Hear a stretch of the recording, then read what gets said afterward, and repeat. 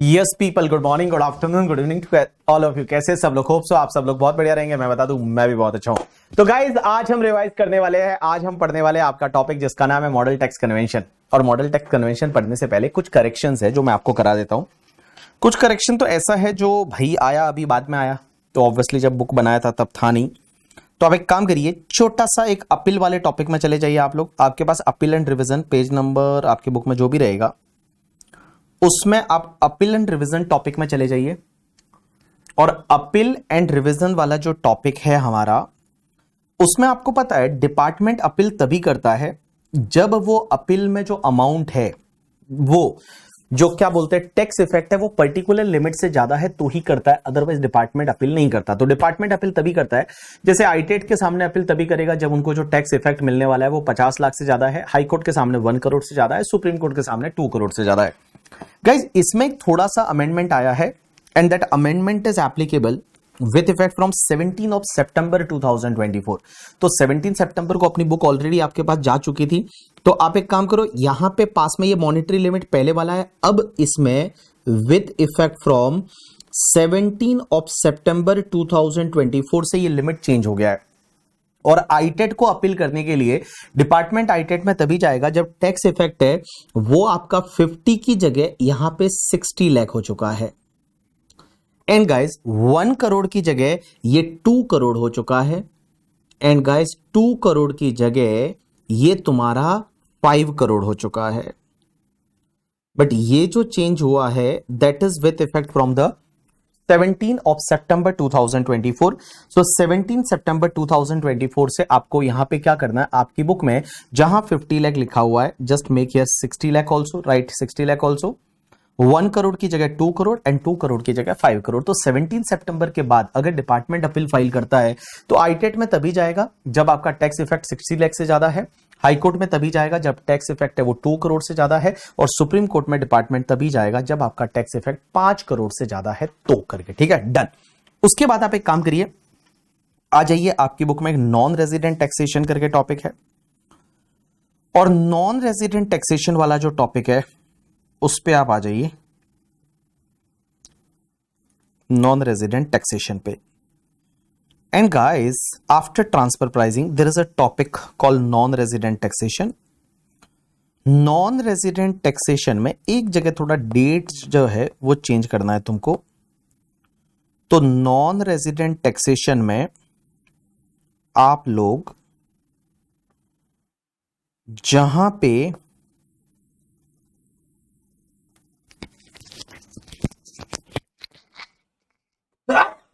ये पता है एग्जेम्पशन वाली टेबल दे रखी है, some exempt income of the non resident. तो some exempt income of the non resident जहां दे रखा है ना, उसमें गाइस यहां पे ओबीयू का डेफिनेशन दे रखा है कि investment division of the offshore banking unit का मतलब क्या होता है। तो उसमें they have commence the operation till 31 March 2024 दे रखा है ना, make is 31 March 2025। Means OBU किसको बोलेंगे? ओबीयू का मतलब ऑफशोर बैंकिंग यूनिट, जो फॉरेन की बैंक होती है उनका यूनिट जो आईएफएससी में लोकेटेड है, तो किसको बोलेंगे? Investment division of the banking unit of non resident located in IFSC as referred under section 80LA and which has commenced its operation before 31 March 2025। तो यहां पे 31 मार्च 2025 कर दीजिए। एक छोटा सा ये करेक्शन है। उसके बाद में गाइज उसी पेज पे उस पर्टिकुलर पेज पे आपका एक सेक्शन 10(4)(f) दे रखा है। और 10(4)(f) में यहां पे जो 31 मार्च 2024 है ना, इसको भी 31 मार्च 2025 कर। सेक्शन 10(4)(f) में 31 मार्च 2024 है, इसको 2025 कर दीजिए।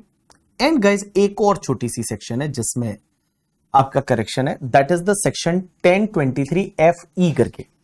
और 1023(f)(e) करके जो सेक्शन है उसमें भी यहां पे 31 मार्च 2024 जो है उसकी जगह 31 मार्च 2025 कर दीजिए। ये एक्चुअली मेरे से स्किप इसलिए हो गए क्योंकि फाइनेंस नंबर 1 2021 से फाइनेंस नंबर 1 2024 में अमेंडमेंट हुआ था। तो मैंने फाइनेंस जो एक्ट है वो 2024 वाला, जो दूसरा वाला था आफ्टर बजट वाला, वो तो मैंने पूरा अमेंड कर दिया। बट ये उसके पहले वाले में तो एक जो दो जो छोटे छोटे चेंजेस थे वो रह गए, तो वो मैंने आपको अभी कराए। तो यहां पे मैंने आपको 25 कराया। ठीक है, तो अपना 1023 FE में 2025 है, उसके बाद में यहां पे जो आपका था 104F में 2025 है, और एक जो OBU का डेफिनेशन था उसमें 2025 है। ठीक है, डन। और एक वो चेंज हुआ due to the latest circular, वो वाला चेंज है। उसके साथ साथ में गाइस कंपाइलर की अगर मैं बात करूं तो कंपाइलर में एक वॉल्यूम 2 में एक जो क्वेश्चन नंबर आपका 30 जो रहेगा जुलाई 2021 एग्जाम का है, इसमें फॉरेन कंपनी है और उस फॉरेन कंपनी का नाम है cherry limited, non resident German company. तो फॉरेन कंपनी का टैक्स रेट है वो चेंज हो गया है, और फॉरेन कंपनी का टैक्स रेट है वो आपको पता है 35% हुआ है। हमने बहुत सारे क्वेश्चन में 35% लिया है, बट इस क्वेश्चन में तो भी 40% रह गया है, तो इसको आप एक बार 35% कर दीजिएगा करके। ठीक है, तो जहां जहां पे इसमें 40%, जस्ट मेक इट एट 35%, और 35% के हिसाब से आपका टैक्स है वो कैलकुलेशन चेंज हो जाएगा। तो ये आप एक बार नोट कर दीजिएगा। ठीक है, तो मैंने आपको क्या क्या नोट करने के लिए बोला, बाकी मैंने आईसीआई का मॉड्यूल देखा, जो नया मॉड्यूल आया है, आपका पूरा मॉड्यूल आईसीआई का आ चुका है, सब अपन ने कवर किया है वही है, सब अपन ने कवर किया है वही है, कुछ भी नया नहीं है उसमें। तो don't worry about that, all the question whatever we have covered in our class, our compiler, that is given in the ICI module. तो आप देखोगे, आप भी चाहते हो तो आईसीआई मॉड्यूल को एक बार टटोल दीजिए। हमने जो क्वेश्चन लिए हैं वो बहुत ज्यादा क्वेश्चन है, ऑब्वियसली आईसीआई मॉड्यूल से अपन ने बहुत एक्स्ट्रा क्वेश्चन है वो अपने कंपाइलर में लिए हैं, and everything is covered, so you can trust on the compact and compiler. And guys, इस बार भी मैंने जितने भी रैंकर्स का इंटरव्यू वगैरह लिया, उन्होंने भी वही बोला कि सर हम कॉम्पैक्ट और कंपाइलर अगर ढंग से करके जाते हैं तो हमारा काम बन जाता है। आपका काम बन जाएगा, कॉम्पैक्ट कंपाइलर है, ये दोनों चीजें आप ढंग से करके चले जाइए। ठीक है, चलिए अब अपना एक लास्ट टॉपिक बचा है, और वो लास्ट टॉपिक आज अपन कंप्लीट कर देते हैं। उस टॉपिक का नाम है मॉडल टैक्स कन्वेंशन, और इससे कभी कभार है वो एग्जाम में क्वेश्चन आ सकता है। ठीक है, तो मॉडल टैक्स कन्वेंशन करके एक टॉपिक है, वो अपन आज कंप्लीट करेंगे, और मॉडल टैक्स कन्वेंशन क्या है, कैसे है, वो अपन सीखेंगे। तो this is the model tax convention. Sir ये टॉपिक क्या है, तो मैं आपको बताऊं, ये टॉपिक पढ़ने से पहले, एमटीसी पढ़ने से पहले मैं बता दूं मॉडल का मतलब क्या होता है। मॉडल का मतलब जो आप सोच रहे हो वो नहीं, मॉडल का मतलब होता है one proforma, one format is called model. जैसे अपन एक एग्जांपल लेते हैं, एक बात बताओ, आज है वो अगर आप किसी के साथ में पार्टनरशिप डीड बनाते हो, जैसे आपके ऑफिस में कोई क्लाइंट आता है, बोलता है पार्टनरशिप डीड बनाना है, तो आप क्या सीधा पार्टनरशिप डीड बनाना चालू कर देते हो? मतलब ऑब्वियसली आपके पास एक फॉर्मेट होता है, एक मॉडल होता है। आपके पता है कंप्यूटर में, जो अपना ऑफिस का कंप्यूटर है उसमें एक ड्राइव में सेव है, और ड्राइव में एक सेव है, और वो वाला फॉर्मेट है, वो लेते हो, बोलते हो क्या क्या चेंज करना है वो चेंज कर देते हो, that is called model. So guys एक बात बताओ, अगर मान लो नरेंद्र मोदी जी और अपने क्या बोलते हैं मेलोनी जी, इटली और इंडिया दोनों जो कंट्री है, वो आपस में अगर एक टेबल पे बैठती है और बोलती है चलो DTAA बनाते हैं, हम चलो DTAA बनाते हैं, डबल टैक्सेशन अवॉइडेंस एग्रीमेंट बनाते हैं, या हम जो है वो टैक्स ट्रीटी बनाते हैं, या टैक्स कन्वेंशन बनाते हैं, तो क्वेश्चन ये आता है कि क्या कुछ ना कुछ मॉडल तो होना चाहिए। आंसर इज यस, कुछ ना कुछ मॉडल होना चाहिए। तो मॉडल इज अ परफॉर्मा। अब ऐसा जरूरी नहीं कि मॉडल में जो क्लॉज है वो एज इट इज आप ले लो, हो सकता है आप उसमें कुछ मॉडिफिकेशन कर दो, ऑल्टरेशन कर दो, आपकी जो मर्जी है वैसा कर सकते हैं। So model means there is a one proforma, one एक standard format is called model. अब क्वेश्चन ये आता है कि सर वर्ल्ड में कितने मॉडल है जो नॉर्मली फॉलो होते हैं, तो मैं बता दूं वर्ल्ड में 3 तरह के मॉडल होते हैं। One is the OECD model. तो जो OECD कंट्रीज है, वो OECD ग्रुप ने एक मॉडल दे रखा है, that is called OECD model. One is the UN model and one is the US model. देखो OECD कंट्री जो भी है ना, वो OECD कंट्रीज जो है, India is not part of the OECD, India is the part of the UN। हम UN model में यूनाइटेड नेशन वाले जो है उसमें अपन फॉलो करते हैं। तो UN मॉडल जो है वो UN मॉडल अपन फॉलो करते हैं, और एक होता है US मॉडल। अब US मॉडल तो क्या है, सिर्फ US वाले फॉलो करते हैं। US मॉडल तो क्या है, सिर्फ US वाले हैं वो फॉलो करते हैं, that is called US model. तो US जब किसी भी कंट्री के साथ में अग्रीमेंट करेगा तो वो नॉर्मली US मॉडल फॉलो करता है। अब OECD मॉडल कौन फॉलो करता है, तो OECD मॉडल है ना, ये बेसिकली डेवलप्ड कंट्री फॉलो करती है। कि जब डेवलप्ड कंट्री, जैसे for an example I can take example of USA and UK, there में भी पॉसिबिलिटी कि US मॉडल है वो US मॉडल फॉलो हो, लेकिन मान लो for an example UK and Italy अगर कोई अग्रीमेंट कर रहे हैं, या फ्रांस है और फ्रांस और इटली कोई अग्रीमेंट कर रहे हैं, तो दे में फॉलो द OECD मॉडल। तो OECD मॉडल बेसिकली जो डेवलप्ड कंट्री होती है ना वो फॉलो करती है। और OECD मॉडल बेसिकली क्या करता है पता है, ज्यादा राइट देता है रेसिडेंस वाले स्टेट को। क्योंकि अगर एक पर्सन किसी कंट्री का रेजिडेंट है और उसका इनकम किसी और कंट्री से हो रहा है, तो ये जो है OECD मॉडल ज्यादा पावर देता है रेसिडेंस वाली कंट्री को, कि रेसिडेंस वाली कंट्री है वो टैक्स ले, सोर्स वाली कंट्री है वो टैक्स ना ले या कम टैक्स ले। लेकिन गाइस यूएन मॉडल है ना, ये यूएन मॉडल बेसिकली जब डेवलप्ड कंट्री और डेवलपिंग कंट्री के बीच में एग्रीमेंट होता है तो नॉर्मली यूएन मॉडल फॉलो होता है। और यूएन मॉडल क्या बोलता है पता है कि भाई जहां से सोर्स है, जिस कंट्री से इनकम कमा रहे हो उस कंट्री के पास भी टैक्स लेने का राइट होना चाहिए। That is called your UN model. तो चलिए अपन चालू करते हैं। यहां पे ओईसीडी मॉडल का मतलब क्या है? OECD model is a essential model treaty between two developed nation. जब दो डेवलप्ड नेशन आपस में एग्रीमेंट करते हैं तो वो एक जो मॉडल ट्रीटी फॉलो करते हैं वो नॉर्मली ओईसीडी होता है। This model advocates the residence principle, that is emphasis on the right of the state of resident to tax the income. जो रेसिडेंस वाली स्टेट है उसको टैक्स लेने का राइट ज्यादा देते हैं। UN model is a compromise between the source principle and the residence principle. However, it gives more weighted to the source principle as against the residence principle in the OECD model.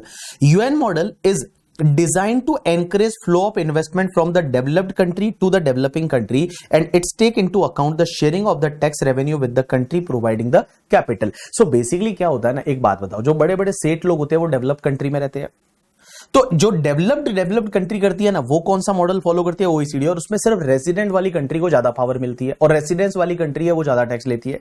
लेकिन UN model में क्या होता है कि जिस country से income आ रही है, जो सोर्स कंट्री है, जैसे फॉर एन एग्जांपल कोई फॉरेन का कंपनी है, यूके का कंपनी, और उसका इंडिया से इनकम हो रहा है, तो India is a source country, तो इंडिया को भी टैक्स लेने का राइट है और उस कंट्री को भी राइट है। तो वो जो दोनों के बीच में बैलेंस का काम करता है, that is called UN model. और यूएस मॉडल क्या होता है?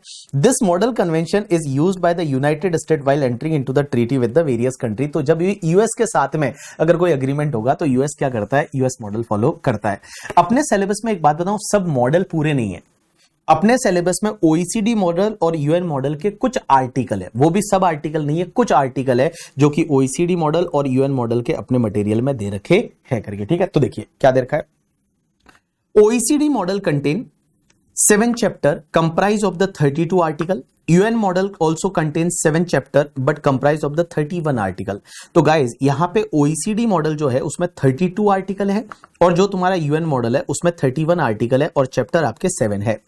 बल्कि जो यूएस मॉडल है उसमें टोटल आपके 30 आर्टिकल है, यूएस मॉडल में 30 आर्टिकल है। ठीक है, चलिए अब एक चीज समझते हैं, एक आर्टिकल अपन कवर करते हैं। आर्टिकल क्या होता है? तो जैसे मान लो आपको मैं DTAA की अगर मैं बात करूं, चलो मैं इनकम टैक्स की वेबसाइट पे हूं और मैं इनकम टैक्स की वेबसाइट पे जहां टैक्स ट्रीटी दे रखी है, DTAA दे रखा है, तो अपन कोई भी DTAA उठा के देख सकते हैं।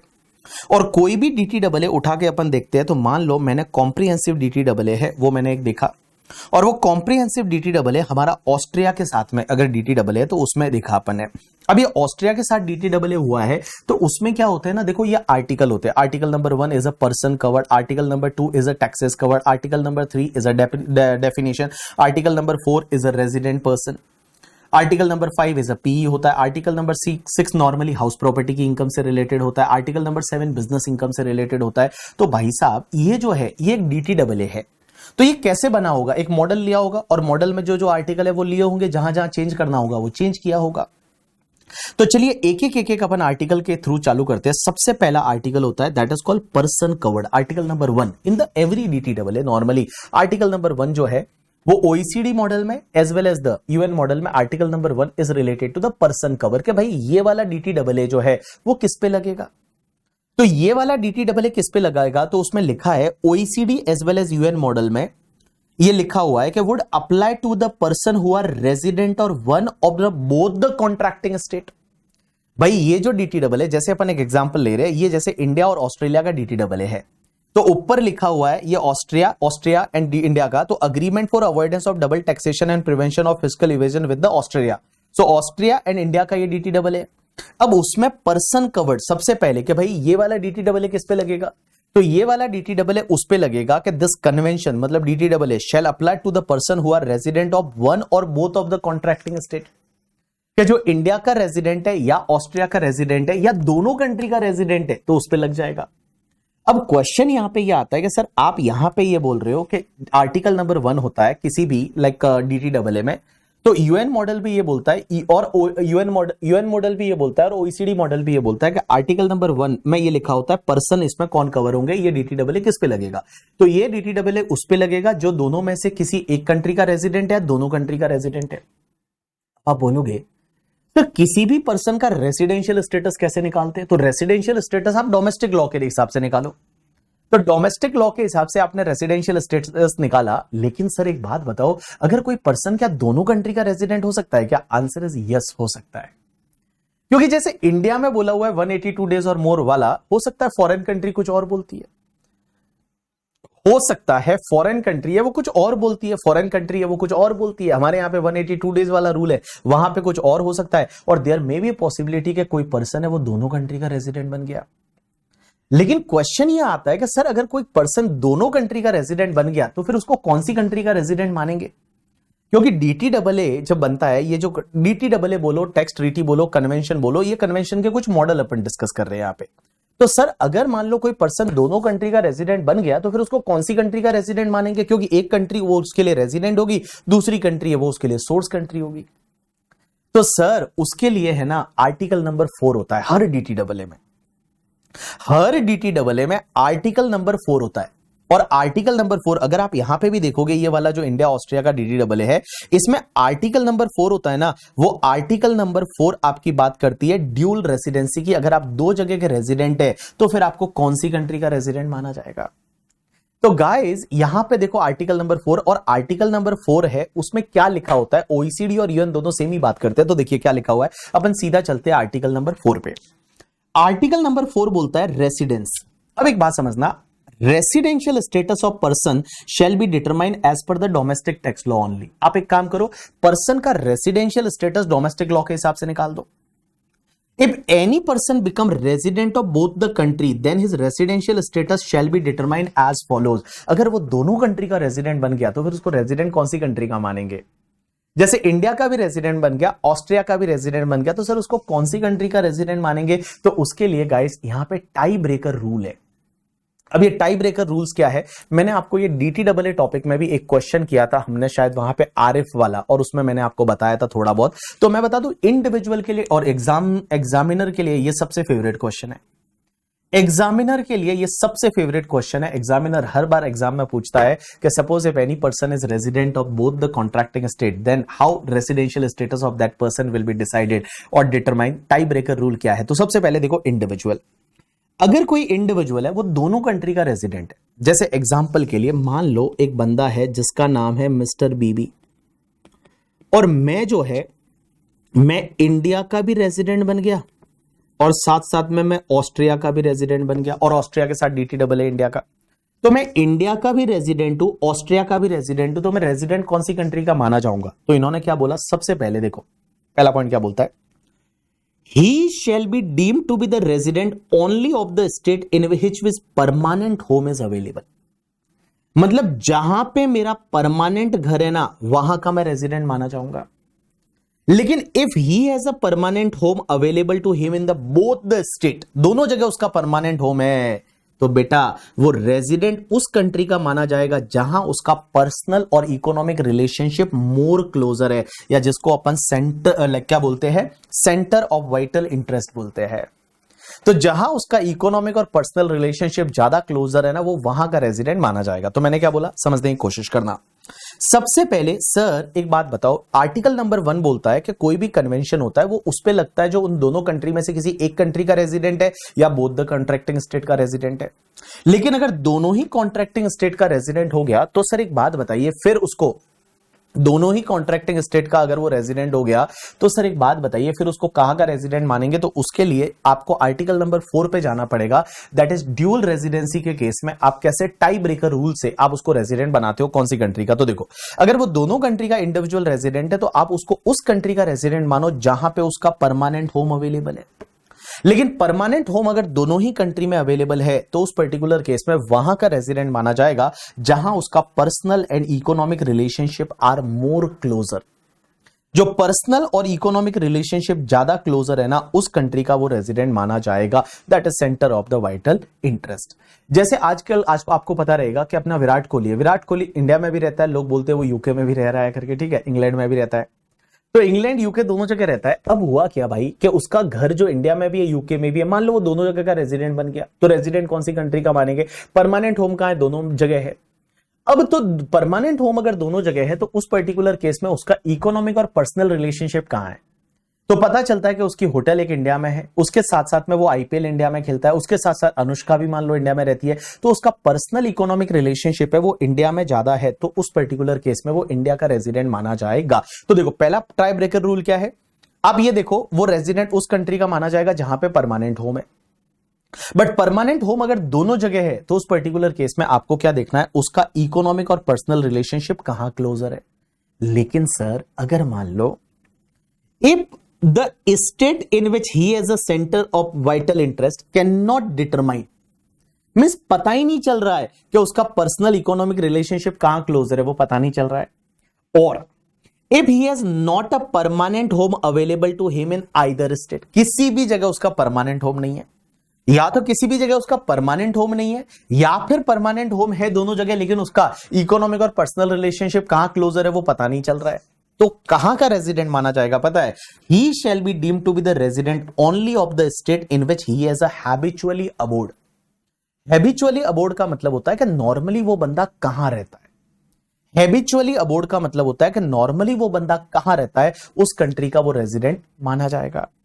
लेकिन if he has a habitually abode in both the state, वो दोनों ही जगह हैबिचुअली अबोर्ड रहता होता है, या neither of them, then he shall be deemed to be the resident only of the state in which he is the national, वो जिस country का नेशनल है, जिस कंट्री की उसके पास नेशनलिटी है, उस कंट्री का वो रेजिडेंट माना जाएगा। और भाई अगर he is a national of both the state और नाइदर ऑफ स्टेट, देन फिर कॉम्पिटेंट अथॉरिटी आपस में बैठ के और मैप के थ्रू, म्यूचुअल एग्रीमेंट प्रोसीजर के थ्रू डिसाइड करेगी कि वो बंदा रेजिडेंट कौन सी कंट्री का है। तो देखो that is the article number आपका 4 पढ़ रहे, दैट इज रेसिडेंसी के। अगर कोई पर्सन है वो अगर मान लो दोनों कंट्री का रेजिडेंट हो गया तो उसको कौन सी कंट्री का रेजिडेंट मानेंगे। देखो रेसिडेंशियल स्टेटस आप अपने डोमेस्टिक लॉ के हिसाब से निकाल लीजिए, और दोनों कंट्री का रेजिडेंट हो गया तो यहां पे आर्टिकल नंबर 4 क्या बोलता है, सबसे पहला कि आपको देखना पड़ेगा उसका परमानेंट होम कहां है। अगर परमानेंट होम दोनों जगह है तो फिर आपको देखना है इकोनॉमिक और पर्सनल रिलेशनशिप कहां क्लोजर है। अब एक बात समझना, दूसरे पॉइंट पे आते हैं, दूसरा टाइप ब्रेकर क्या बोलता है कि अगर परमानेंट होम कहीं नहीं है या फिर उसका परमानेंट होम दोनों जगह है बट पर्सनल और इकोनॉमिक रिलेशनशिप कहां पे वो पता नहीं चल रहा है, तो आप देखो कि वो हैबिचुअली अबोर्ड कहां कर रहा है, जहां हैबिचुअली अबोर्ड कर रहा है वहां का रेजिडेंट माना जाएगा। अब हैबिचुअली अबोर्ड दोनों कंट्री में कर रहा है या किसी कंट्री में नहीं कर रहा है, तो फिर देखो कि वो नेशनल कहां का है, वहां का रेजिडेंट माना जाएगा। एंड गाइस अगर वो नेशनल दोनों ही कंट्री का है या किसी कंट्री का नहीं है तो उस पर्टिकुलर केस में फिर दोनों कॉम्पिटेंट अथॉरिटी, इंडिया की टैक्स अथॉरिटी, ऑस्ट्रिया की टैक्स अथॉरिटी, वो मिल बैठ के डिसाइड करेगी कि ये बंदे को रेजिडेंट कौन सी कंट्री का बनाना है। लेकिन गाइस ये तो बात हो गई इंडिविजुअल की, इंडिविजुअल को छोड़ के जो बाकी लोग होते हैं वो कहां के रेजिडेंट माने जाएंगे। तो देखो जैसे कंपनी पार्टनरशिप फर्म वगैरह कैसे डिसाइड होगा, तो देखिए for the person other than individual residency shall be determined by the competent authority, सीधा कॉम्पिटेंट अथॉरिटी ही डिसाइड करेगी by way of the MAP having regard to the POEM, place of incorporation et cetera et cetera. तो guys बाकी जितने भी company partnership firm वगैरह है वो अगर दोनों कंट्री की रेजिडेंट बन गई तो उसमें क्या होता है, फिर कॉम्पिटेंट अथॉरिटी इंडिया की और फॉरेन की बैठ के डिसाइड करेगी on the basis of the poem, that is place of effective management and control, या प्लेस ऑफ इनकॉर्पोरेशन के बेसिस पे उसको रेजिडेंट माना जाएगा। This is the article number your 4, ये तुम्हारा आर्टिकल नंबर 4 है करके, ठीक है। चलिए आर्टिकल नंबर 1 जो था that is the person cover, और हर OECD as well as UN दोनों में आर्टिकल नंबर 1 होता है पर्सन कवर, कि ये जो डीटीडबल है ये किस पे लगेगा, तो ये भैया उस पे लगेगा जो बोथ या किसी एक कॉन्ट्रैक्टिंग स्टेट का रेजिडेंट है, ठीक है। उसके बाद ये वाला पार्ट अभी थोड़ी देर के लिए छोड़ दीजिए। उसके बाद आर्टिकल नंबर 2 जो है वो हर डीटीडबल्यू में ये होता है, ओईसीडी मॉडल भी ये बोलता है, यूएन मॉडल भी ये बोलता है कि आर्टिकल नंबर 2 में ये लिखा होता है कि भाई इस वाले में कौन कौन से टैक्सेस कवर होंगे।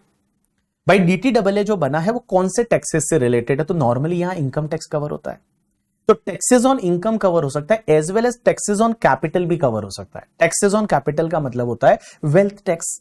तो जैसे अपन एग्जांपल लेते हैं, हम इंडिया और ऑस्ट्रिया डीटीडबल्यू की बात कर रहे हैं, तो इंडिया ऑस्ट्रिया के डीटीडबल्यू में सर कौन कौन से टैक्सेस कवर होंगे, तो अगर टैक्सेस कवर की बात करते हैं तो यहां पे इन्होंने दे रखा है कि टैक्सेस कौन कौन से कवर होंगे। तो भाई साहब यहां पे जो है ये ऑस्ट्रिया के टैक्सेस सब दे रखे कि ये ऑस्ट्रिया में द इनकम टैक्स डीन, इनको जो पता नहीं क्या नाम लिखा हुआ मेरे को समझ में ही नहीं आ रहा, ऐसा वो वाला टैक्स कवर होगा, वहां का इनकम टैक्स कवर होगा, वहां का कॉर्पोरेशन टैक्स कवर होगा। अगर इंडिया की बात करें तो इंडिया का कौन सा टैक्स कवर हो रहा है, द इनकम टैक्स कवर होगा, including surcharge thereon impose under the income tax act 1961 है वो कवर होगा। तो इंडिया का सिर्फ इनकम टैक्स कवर होगा और ऑस्ट्रिया के 2-3 टैक्सेस है वो कवर होंगे करके। उसमें वेल्थ टैक्स भी लिखा हुआ हो सकता है और उसमें ये टैक्सेस तो कवर होंगे ही होंगे। अगर इसके सिमिलर फ्यूचर में और भी कोई टैक्स इंपोज किए जाते हैं तो वो भी यहां पे कवर हो जाएंगे, ऐसा आर्टिकल नंबर 2 में लिखा होता है। तो आर्टिकल नंबर 2, तो यहां पे जो मॉडल है ना, वो मॉडल भी यही बोलता है कि देखिए क्या दे रखा है, taxes on income and capital. Model tax convention apply to taxes on income and on capital. On capital का मतलब होता है कैपिटल गेन नहीं, ऑन कैपिटल का मतलब होता है वेल्थ टैक्स, बट इंडिया में अभी वेल्थ टैक्स लगता नहीं है। Impose on behalf of the CS, CS का मतलब contracting state, or its political subdivision or the local authorities irrespective of the manner in which they are levied। So guys normally यहां पे article number 2 बोलता है कि कौन से taxes cover होते हैं, वो आर्टिकल नंबर 2 में लिखा होता है। तो इसमें अगर टैक्सेस ऑन इनकम है वो लिखा जाता है, टैक्सेस ऑन कैपिटल है तो वो भी लिख सकते हैं, और वो कौन कलेक्ट कर रहा है, वो political sub division, local authority, कोई भी कलेक्ट कर रहा है irrespective of the manner in which they are levied. Means कौन से माध्यम से, कौन से मोड से लिए जा रहे हैं, वो भी इसमें उससे कोई फर्क नहीं पड़ता, that will be covered here। Now next part, elements of income or capital includes gain from the alienation of property भी हो सकता है, total amount of wages or salary paid to the enterprises, capital appreciation, wealth tax वगैरह वो भी हो सकता है। It shall also apply to the identical or substantial similar taxes imposed after the date of the signing of convention। तो जैसे ही मान लो ये DTAA बन गया और फ्यूचर में अगर ऐसे कोई भी टैक्सेस और लगाते हैं तो वो उस पे भी ये कन्वेंशन लग जाएगा, ऐसा आर्टिकल नंबर 2 में लिखा होता है। अब एक बात समझना, तो मैंने पढ़ाया आर्टिकल नंबर 1 कि भाई ये किस पे कवर होता है, that is a person covered. Article number 2 क्या होता है, taxes covered. Article number 3 definition होता है जो अपने सिलेबस में नहीं है। Article number 4 is the residency के, ड्यूल रेसिडेंसी के केस में कैसे टाई ब्रेकर आपको निकालने का और एग्जाम में क्वेश्चन आने का चांस सबसे ज्यादा इससे है।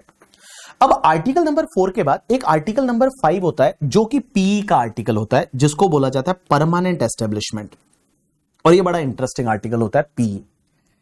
गाइस एक बात बताओ, अगर आपको याद रहे मैंने आपको बोला था पीई वाला कॉन्सेप्ट जो है वो मैंने आपको DTAA टॉपिक में भी पढ़ाया था, और मैंने आपको ये बोला था कि जैसे मान लो मैं इंडिया का एक कंपनी है बीबी वर्चुअल्स प्राइवेट लिमिटेड, वो इंडिया का कंपनी है, तो we are the resident of India, resident of India.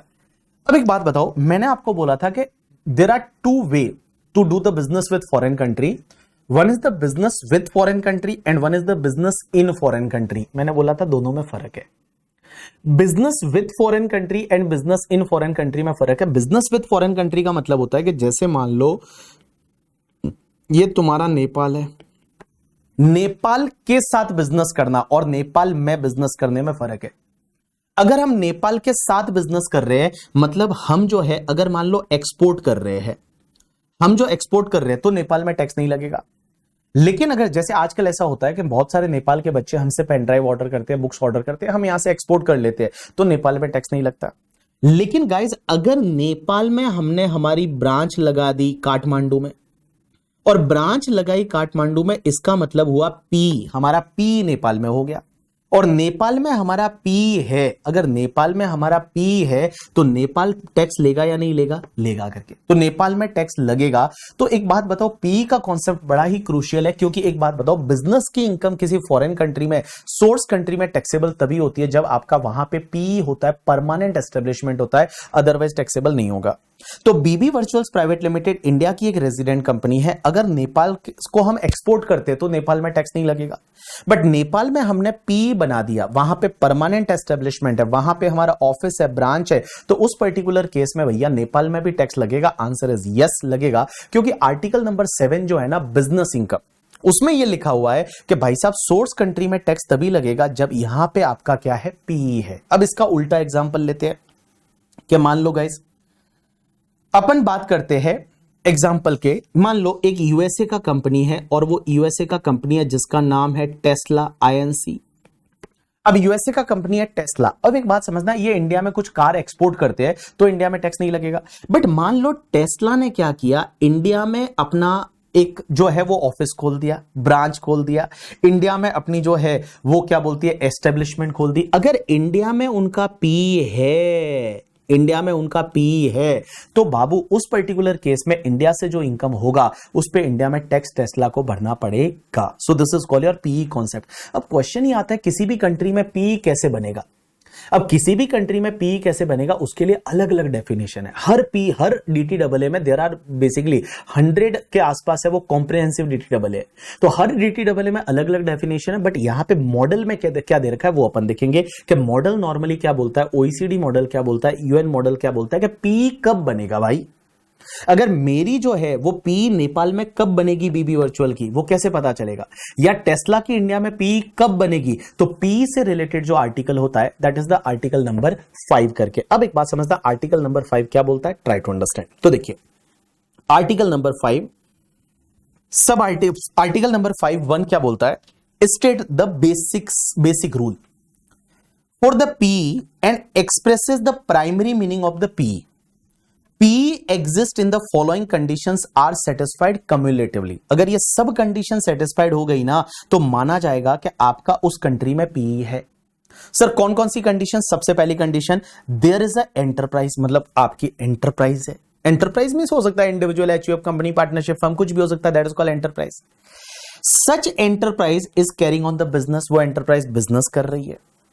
तीसरी condition, there is a place of business, आपका उस कंट्री में प्लेस ऑफ बिजनेस है, and such place of business is at disposal of the enterprise. Disposal का मतलब होता है कि आपके लिए वो अवेलेबल है वहां पे बिजनेस करने के लिए, वहां पे आपका कोई प्लेस है and that place is available. Disposal of the enterprise means it is available for the enterprise. It may B own, may be rented, but must be one which is enterprise has effective power to use, and the place of the business is a fixed place, that is it must be established at a distinct place with the certain degree of the permanent होना चाहिए, and business of the enterprise is carried on wholly or partly through this place of the business, this fixed place of the business, that is called a P। तो guys अगर ये सब condition satisfied होती है तो article number 5(1) of the OECD model as well as the UN model क्या बोलता है कि भैया पी बन जाएगा। बट पी कब बनेगा? जब भैया आपकी एंटरप्राइज का अगर मान लो कोई भी बिजनेस है और बिजनेस का प्लेस है किसी कंट्री में, और वो प्लेस जो है वो आपके लिए disposal of the enterprise business के लिए वो अवेलेबल है, and there is a some permanent वो प्लेस होना चाहिए। ऐसा नहीं कि सिर्फ आधे दिन के लिए वो प्लेस आपके पास है, that will not be call your P. तो वो परमानेंट प्लेस है, जैसे ब्रांच है वगैरह, तो उस पर्टिकुलर केस में वो आपका पी बन जाएगा। तो एंटरप्राइज होना चाहिए जिसका बिजनेस है, प्लेस ऑफ बिजनेस होना चाहिए दूसरी कंट्री में, and that is available for the disposal of enterprise, fix होना चाहिए, एंड गाइस उसके थ्रू वो एंटरप्राइज अपना बिजनेस और बिजनेस कर रही है, तो उस पर्टिकुलर केस में वो पी बन जाएगा। अब यहां पे कुछ एग्जाम्पल दे रखे हैं 5(2) में। एग्जाम्पल क्या क्या है तो देखिए 5(2) the term permanent establishment include specially a place of management हो सकता है, अ ब्रांच हो सकता है, ऑफिस हो सकता है, फैक्ट्री हो सकता है, वर्कशॉप हो सकता है, माइन हो सकता है, ऑयल या गैस वेल हो सकता है, क्वेरी हो सकता है, any other place of extraction of the natural resources हो सकता है। तो गाइज एक बात बताओ, यहां पे बेसिकली ये एक ऐसी डेफिनेशन दे रखी है कि भाई ब्रांच है वो भी पी में आता है, ऑफिस हो सकता है, फैक्ट्री हो सकता है, वर्कशॉप हो सकता है, माइन हो सकता है, ऑयल और गैस वेल हो सकता है, कोई भी अगर मान लो माइंस एंड क्वेरीज है तो वो भी वहां पे आपका पर पी बन सकता है।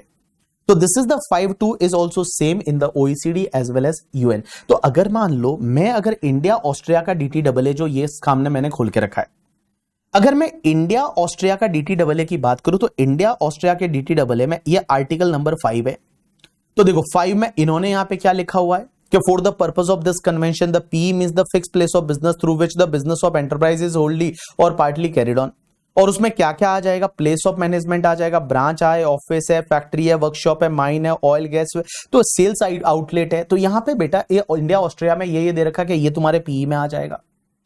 लेकिन गाइस अब एक बात समझना, यहां पे तो क्या बोला, सबसे पहला जो है 5(1) है वो पी का नॉर्मल डेफिनेशन देता है कि पी का मतलब क्या होता है कि कोई एंटरप्राइज जो बिजनेस है वो प्लेस ऑफ बिजनेस है दूसरी कंट्री में, डिस्पोजल के लिए है, उसके पास में फिक्स है और कैरिड ऑन उसका बिजनेस उसके थ्रू होता है, तो वो तुम्हारा क्या आ जाएगा, पी बन जाएगा। अब एक बात समझना, पी में क्या क्या आ सकता है, तो यहां पे एक जनरल डेफिनेशन दे रखी है कि पी इंक्लूड्स का मतलब इसके अलावा भी बहुत सारी चीजें आ सकती है, वो आप फ्री हो, दोनों कंट्री फ्री हो, आप जो चाहो वो इसमें इंक्लूड करा दो। अब एक और चीज समझना गाइस, यहां पे अब कुछ चीजों में डिफरेंस है ओईसीडी मॉडल में और यूएन मॉडल में। अब ओईसीडी मॉडल क्या बोलता है पता है, कि अगर मान लो किसी और कंट्री में आपका कोई बिल्डिंग साइट है या कोई कंस्ट्रक्शन साइट है, इंस्टॉलेशन प्रोजेक्ट है, वो भी पीई की डेफिनेशन में आ जाएगा अगर वो 12 महीने से ज्यादा के लिए है। जैसे मान लो इंडिया की एक कंपनी है और फॉरेन में कोई कंस्ट्रक्शन साइट, बिल्डिंग साइट पे काम कर रही है, इंस्टॉलेशन साइट पे काम कर रही है और वो चल रहा है, वो 12 महीने से ज्यादा का है, तो भैया वो भी तुम्हारा पीई बन जाएगा। लेकिन गाइस यूएन मॉडल में ये टाइम लिमिट है, ये 6 महीने का होता है। यूएन मॉडल में ये टाइम लिमिट 6 महीने का है, बट ओईसीडी मॉडल जो दे रखा है उसमें ये टाइम लिमिट 12 मंथ का है। तो ओईसीडी मॉडल क्या बोलता है कि किसी और कंट्री में अगर मान लो आपका कोई भी बिल्डिंग साइट है या कंस्ट्रक्शन साइट है या इंस्टॉलेशन प्रोजेक्ट है, तो वो भी पीई की डेफिनेशन में आ जाएगा अगर वो 12 मंथ से ज्यादा के लिए है। लेकिन यूएन मॉडल क्या बोलता है कि भैया 12 मंथ की जगह 6 मंथ का टाइम बोलता है। और उसके साथ साथ यूएन मॉडल में बेटा यहां पे आपका जो building site, construction site, installation project, उसके साथ साथ उन्होंने असेंबली एंड इंस्टॉलेशन प्रोजेक्ट और वर्ड यूज किया है। तो देखिए क्या दे रखा है, all people pay attention.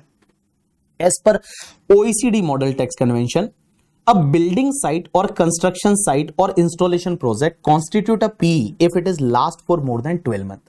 But guys, in UN model tax convention, it is wider as it's covered the assembly and installation project also.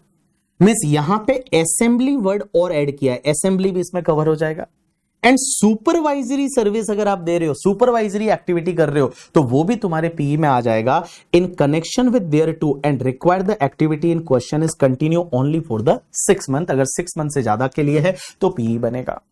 तो देखो सबसे पहली चीज यहां पे अगर मैं मान लो 5 आर्टिकल की बात करूं तो 5 आर्टिकल पीई की बात करता है। तो पीई कब बनेगा कि एंटरप्राइज का बिजनेस है, किसी दूसरे प्लस पे उसका प्लेस ऑफ बिजनेस है, वो परमानेंट है और वो उसके लिए डिस्पोजल ऑफ एंटरप्राइज के बिजनेस के लिए अवेलेबल है और उसके थ्रू बिजनेस होता है, तो वो पीई बन जाएगा।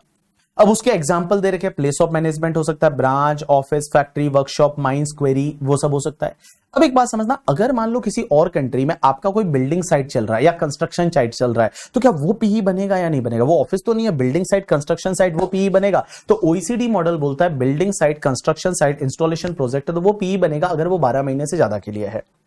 एंड गाइस यूएन मॉडल है वो 12 महीने की जगह 6 महीने का टाइम देता है और यूएन मॉडल ये बोलता है कि यहां पे सुपरवाइजरी सर्विस और आपका असेंबली सर्विस है वो भी इंक्लूड हो जाएगा। सो इवन वहां पे असेंबली इंस्टॉलेशन का काम है, सुपरवाइजरी है, वो अगर 6 मंथ से ज्यादा है तो वो पीई बन जाएगा। अब एक और चीज समझना, नेक्स्ट कॉन्सेप्ट आता है that is related to the service PE. और मैं बताऊं ये जो सर्विस पीई है ना, ये बेसिकली सिर्फ यूएन मॉडल में है, ये यूएस मॉडल में नहीं है। सर्विस पीई का मतलब होता है कि अगर मान लो आप किसी दूसरी कंट्री में जाके आप सर्विस दे रहे हैं, तो क्या सर्विस पीई बनेगा या नहीं बनेगा? एक तो होता है बिजनेस करना, बट यहां पे आप दूसरी कंट्री में जाके अगर आप सर्विस दे रहे हैं तो क्या सर्विस पीई जो बनेगा या नहीं बनेगा? सर्विस जो दे रहे हैं वो पीई बनेगा या नहीं बनेगा? तो सर्विस पीई वाला जो क्लॉज है वो सिर्फ यूएन मॉडल में है, ओईसीडी मॉडल में नहीं है। तो देखिए क्या दे रखा है, UN model makes a specific reference to service PE which is absent in the OECD model. तो ओईसीडी मॉडल में सर्विस पीई की बात नहीं की हुई, सिर्फ किसमें कर रखी है? यूएन मॉडल में। UN model read as follow, इन्होंने क्या बोला, the furnishing of service including consultancy service अगर आप दे रहे हैं by an enterprise through the employ या other personnel engaged by the enterprise for such purpose, but only if the activity of that nature continue within the contracting state for the period और periods aggregating more than 183 days in any 12 month period commencing और ending in the fiscal year concern, तो वो तुम्हारा service PE बन जाएगा। अब एक बात समझना, देखो पीई का मतलब क्या होता है, कहीं ब्रांच होना, कहीं पे मान लो ब्रांच होना, ऑफिस होना, दैट इज कॉल्ड पीई। लेकिन सर एक बात बताओ, हमारा कोई ब्रांच ऑफिस नहीं है, हमारे कुछ इंजीनियर है वो फॉरेन में जाके मान लो कोई सर्विस दे रहे हैं, तो हमारी कंपनी के जैसे इन्फोसिस के कोई इंजीनियर बाहर सॉफ्टवेयर बनाने गए और वहां पे उन्होंने सॉफ्टवेयर बनाया और वहां पे रहे, तो क्वेश्चन ये आता है कि क्या ये पीई बन जाएगा?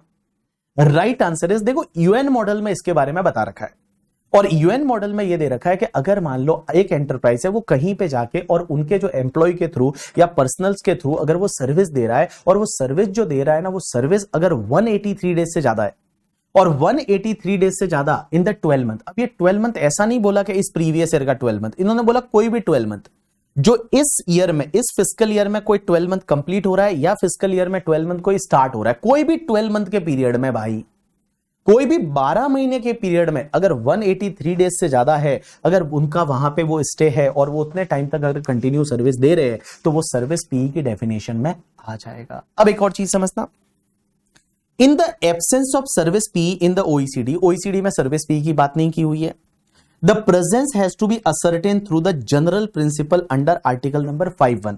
तो बेटा यहां ओईसीडी मॉडल में तो सर्विस पीई की बात नहीं की हुई है, तो कैसे करेंगे सर, वो पीई माना जाएगा या नहीं? तो फिर उसके लिए जो जनरल प्रिंसिपल, ये बेसिक रूल है कि पीई कब बनता है, उसके हिसाब से देखेंगे करके, ठीक है। चलिए उसके बाद में नेक्स्ट पॉइंट पे चलते हैं, that is called agency PE.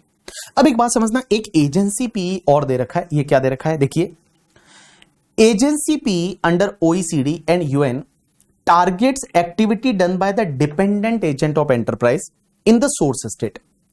The recent update expand the definition of dependent agent PE to include instances when the agent habitually conclude contract or habitually play the principal role leading to the conclusion of contract routinely concluded without material modification by the enterprise. अब एक बात समझना guys, यहां पे agency PE कब बनता है कि अगर मान लो फॉरेन कंट्री में आपने कोई एजेंट रखा है और वो एजेंट अगर डिपेंडेंट एजेंट है, इंडिपेंडेंट नहीं, वो आप पे डिपेंडेंट है और वो क्या करता है, आपके बिहाफ पे कॉन्ट्रैक्ट कंक्लूड करता है या फिर वो प्रिंसिपल रोल प्ले करता है in the conclusion of contract, तो उस पर्टिकुलर केस में क्या बन जाएगा, वो आपका जो है वो पी बन जाएगा। और ऐसा ओईसीडी यूएन में दोनों में दे रखा है।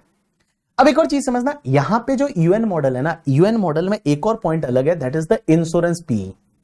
अब ये इंश्योरेंस पीई क्या होता है कि अगर मान लो जैसे इंडिया की एक इंश्योरेंस कंपनी है, एग्जांपल के लिए स्टार हेल्थ, अब स्टार हेल्थ ने क्या किया, मान लो नेपाल में अपने एजेंट रखे और नेपाल से अगर प्रीमियम कलेक्ट करते हैं तो नेपाल में उनका पीई बन जाएगा। बट ये इंश्योरेंस बिजनेस से रिलेटेड है ना, ये सिर्फ एंड सिर्फ यूएन मॉडल में दे रखा है, ओईसीडी मॉडल में नहीं दे रखा। तो देखिए क्या दे रखा है यहां पे, all people, UN model tax convention has a additional article 5(6) relating to the insurance which is absent in the OECD model.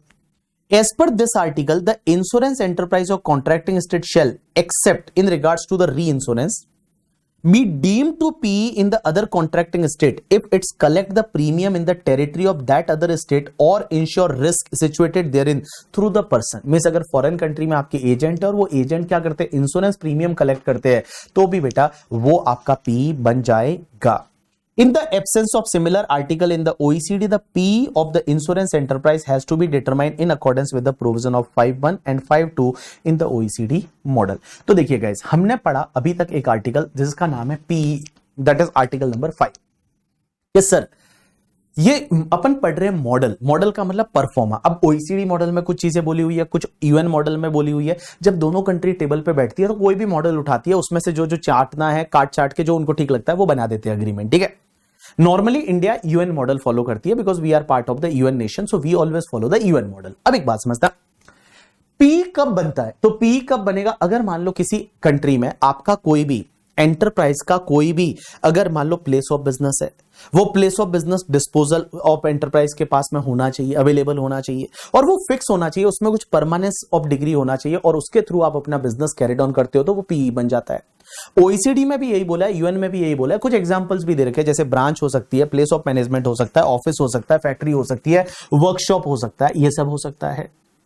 अब एक और चीज समझना, उसके बाद में आगे बात करते हैं कि सर अगर किसी और कंट्री में कोई भी अगर प्रोजेक्ट साइट चल रहा है, बिल्डिंग साइट, जैसे मान लो बिल्डिंग बना रहे हो, बिल्डिंग साइट चल रहा है, क्या वो पीई बनेगा या नहीं? तो यहां पे ओईसीडी मॉडल क्या बोलता है कि अगर किसी और कंट्री में आपका बिल्डिंग साइट है, कंस्ट्रक्शन साइट है, इंस्टॉलेशन प्रोजेक्ट है, वो पीई बनेगा अगर वो 12 मंथ से ज्यादा के लिए है। यूएन मॉडल है वो 12 मंथ की जगह 6 मंथ पुट करता है और उसके साथ साथ में उसमें असेंबली भी कवर करता है और सुपरवाइजरी एक्टिविटी भी कवर करता है कि अगर आप ऐसा कर रहे हो 6 महीने से ज्यादा तो वो भी पीई बन जाएगा।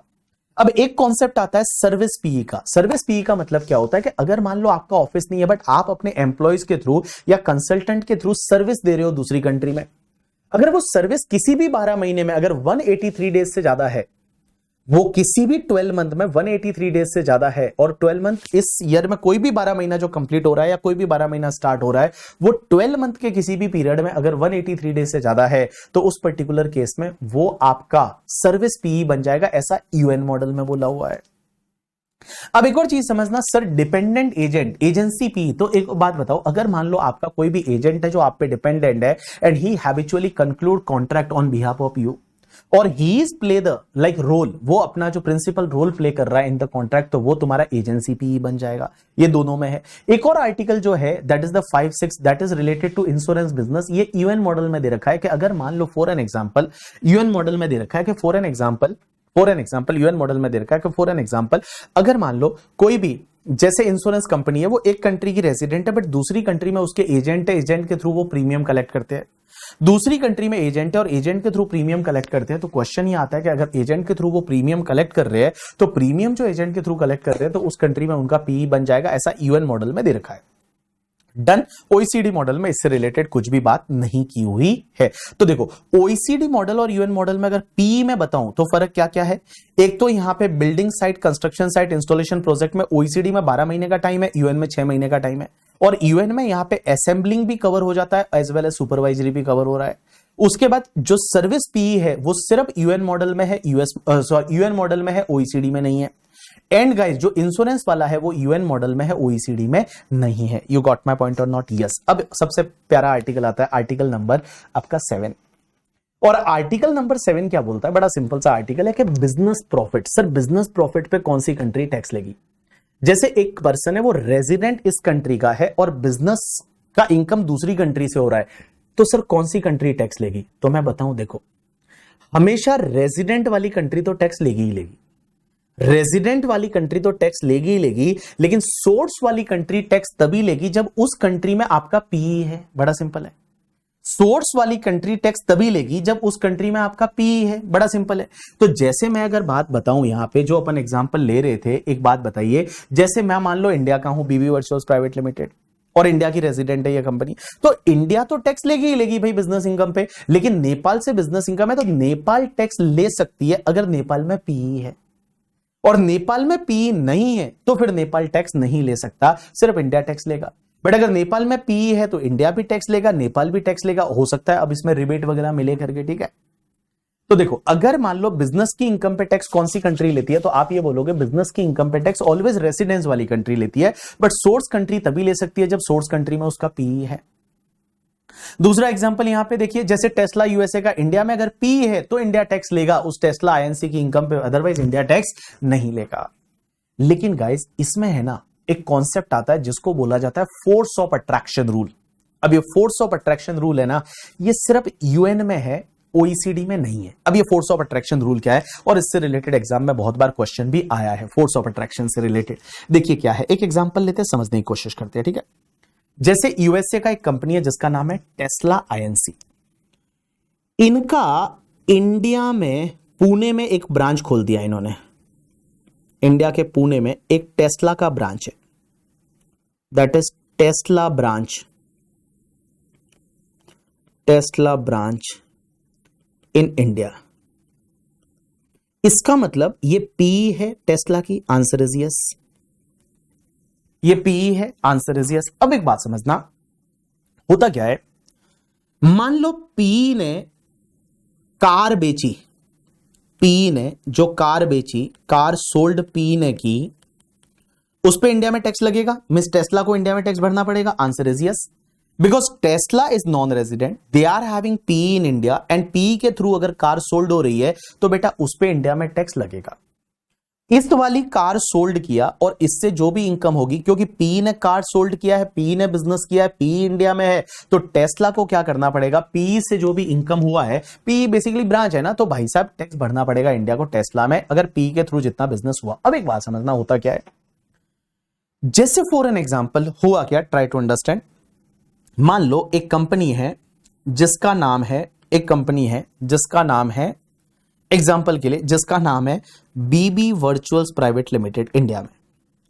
अब हमको टेस्ला की गाड़ियां चाहिए 15 गाड़ियां, 15 cars we required of the Tesla. अब दो चीजें हैं, या तो हम इसको बोलेंगे कि भाई हमको 15 गाड़ी दे दो, अगर इन्होंने हमको 15 गाड़ी दे दिया तो इनको इंडिया में टेस्ला को टैक्स लगेगा ना, बिकॉज पीई के थ्रू बिजनेस हुआ है।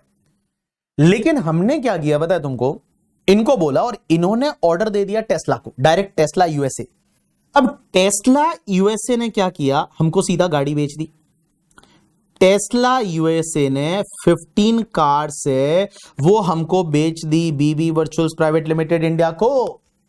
तो बीबी वर्चुअल्स प्राइवेट लिमिटेड इंडिया को टेस्ला ने 15 कार्स है वो हमको बेच दी, बीबी वर्चुअल्स प्राइवेट लिमिटेड इंडिया को। नाउ क्वेश्चन इज दैट कि सर एक बात बताइए, अब ये ट्रांजैक्शन के थ्रू टेस्ला ने जो पैसा कमाया है क्या उस पे इंडिया में टैक्स लगेगा या नहीं? पी इस कंट्री में इंडिया में है, देखो पी के थ्रू जो बिजनेस करते उससे जो पैसा कमाते वो इनकम पे तो इंडिया में टैक्स लगता क्योंकि पी के थ्रू है। बट इन्होंने डायरेक्ट ट्रांजैक्शन किया है इंडिया में और इंडिया में पी भी अवेलेबल, सिमिलर ट्रांजैक्शन किया जैसा पी करती है, तो क्या इंडिया में टैक्स लगेगा या नहीं लगेगा? देखो ओईसीडी मॉडल तो बोलता है नहीं लगेगा, बट यूएन मॉडल बोलता है force of attraction rules, and force of attraction rules ये बोलता है कि भाई साहब जो एक्टिविटी पी कर रही है, अगर ऐसी ही एक्टिविटी आपके एचओ ने किया और एचओ ने सिमिलर एक्टिविटी किया ना जो पी कर रही है वैसा ही तो किया है, तो भाई साहब इस पे जो है वो इंडिया में टैक्स लग जाएगा as per the UN model. तो यूएन मॉडल क्या बोलता है कि अगर मान लो सोर्स स्टेट में आपका पी है, उसके थ्रू जो इनकम होगा उस पे तो टैक्स लगेगा ही, बट अगर आप डायरेक्टली उस कंट्री में जो आपका पी कर रहा है वैसी एक्टिविटी आप डायरेक्टली कर रहे हो तो वहां फोर्स ऑफ अट्रैक्शन लग जाएगा और भाई साहब उस पे भी इंडिया में टैक्स लग जाएगा। This is called your force of attraction rule. So let's see what business income, how business income is going to be taxable. So try to understand. Business profit of enterprise can only be tax in the residence state. भैया residence state में तो tax लगेगा ही लगेगा, लेकिन right of the source state of the tax business profit of enterprise only exist a P is exist in their jurisdiction. मतलब वहां पे अगर पी है तो उस पर्टिकुलर केस में भैया वहां पे टैक्स लग जाएगा। अब एक बात समझना, as per the OECD model once P is proven then source state can tax only such profit as are attributable to the P. But UN model convention amplify that this attribution principle by the limited force of attraction rules. यहां force of attraction rule लग रहा है।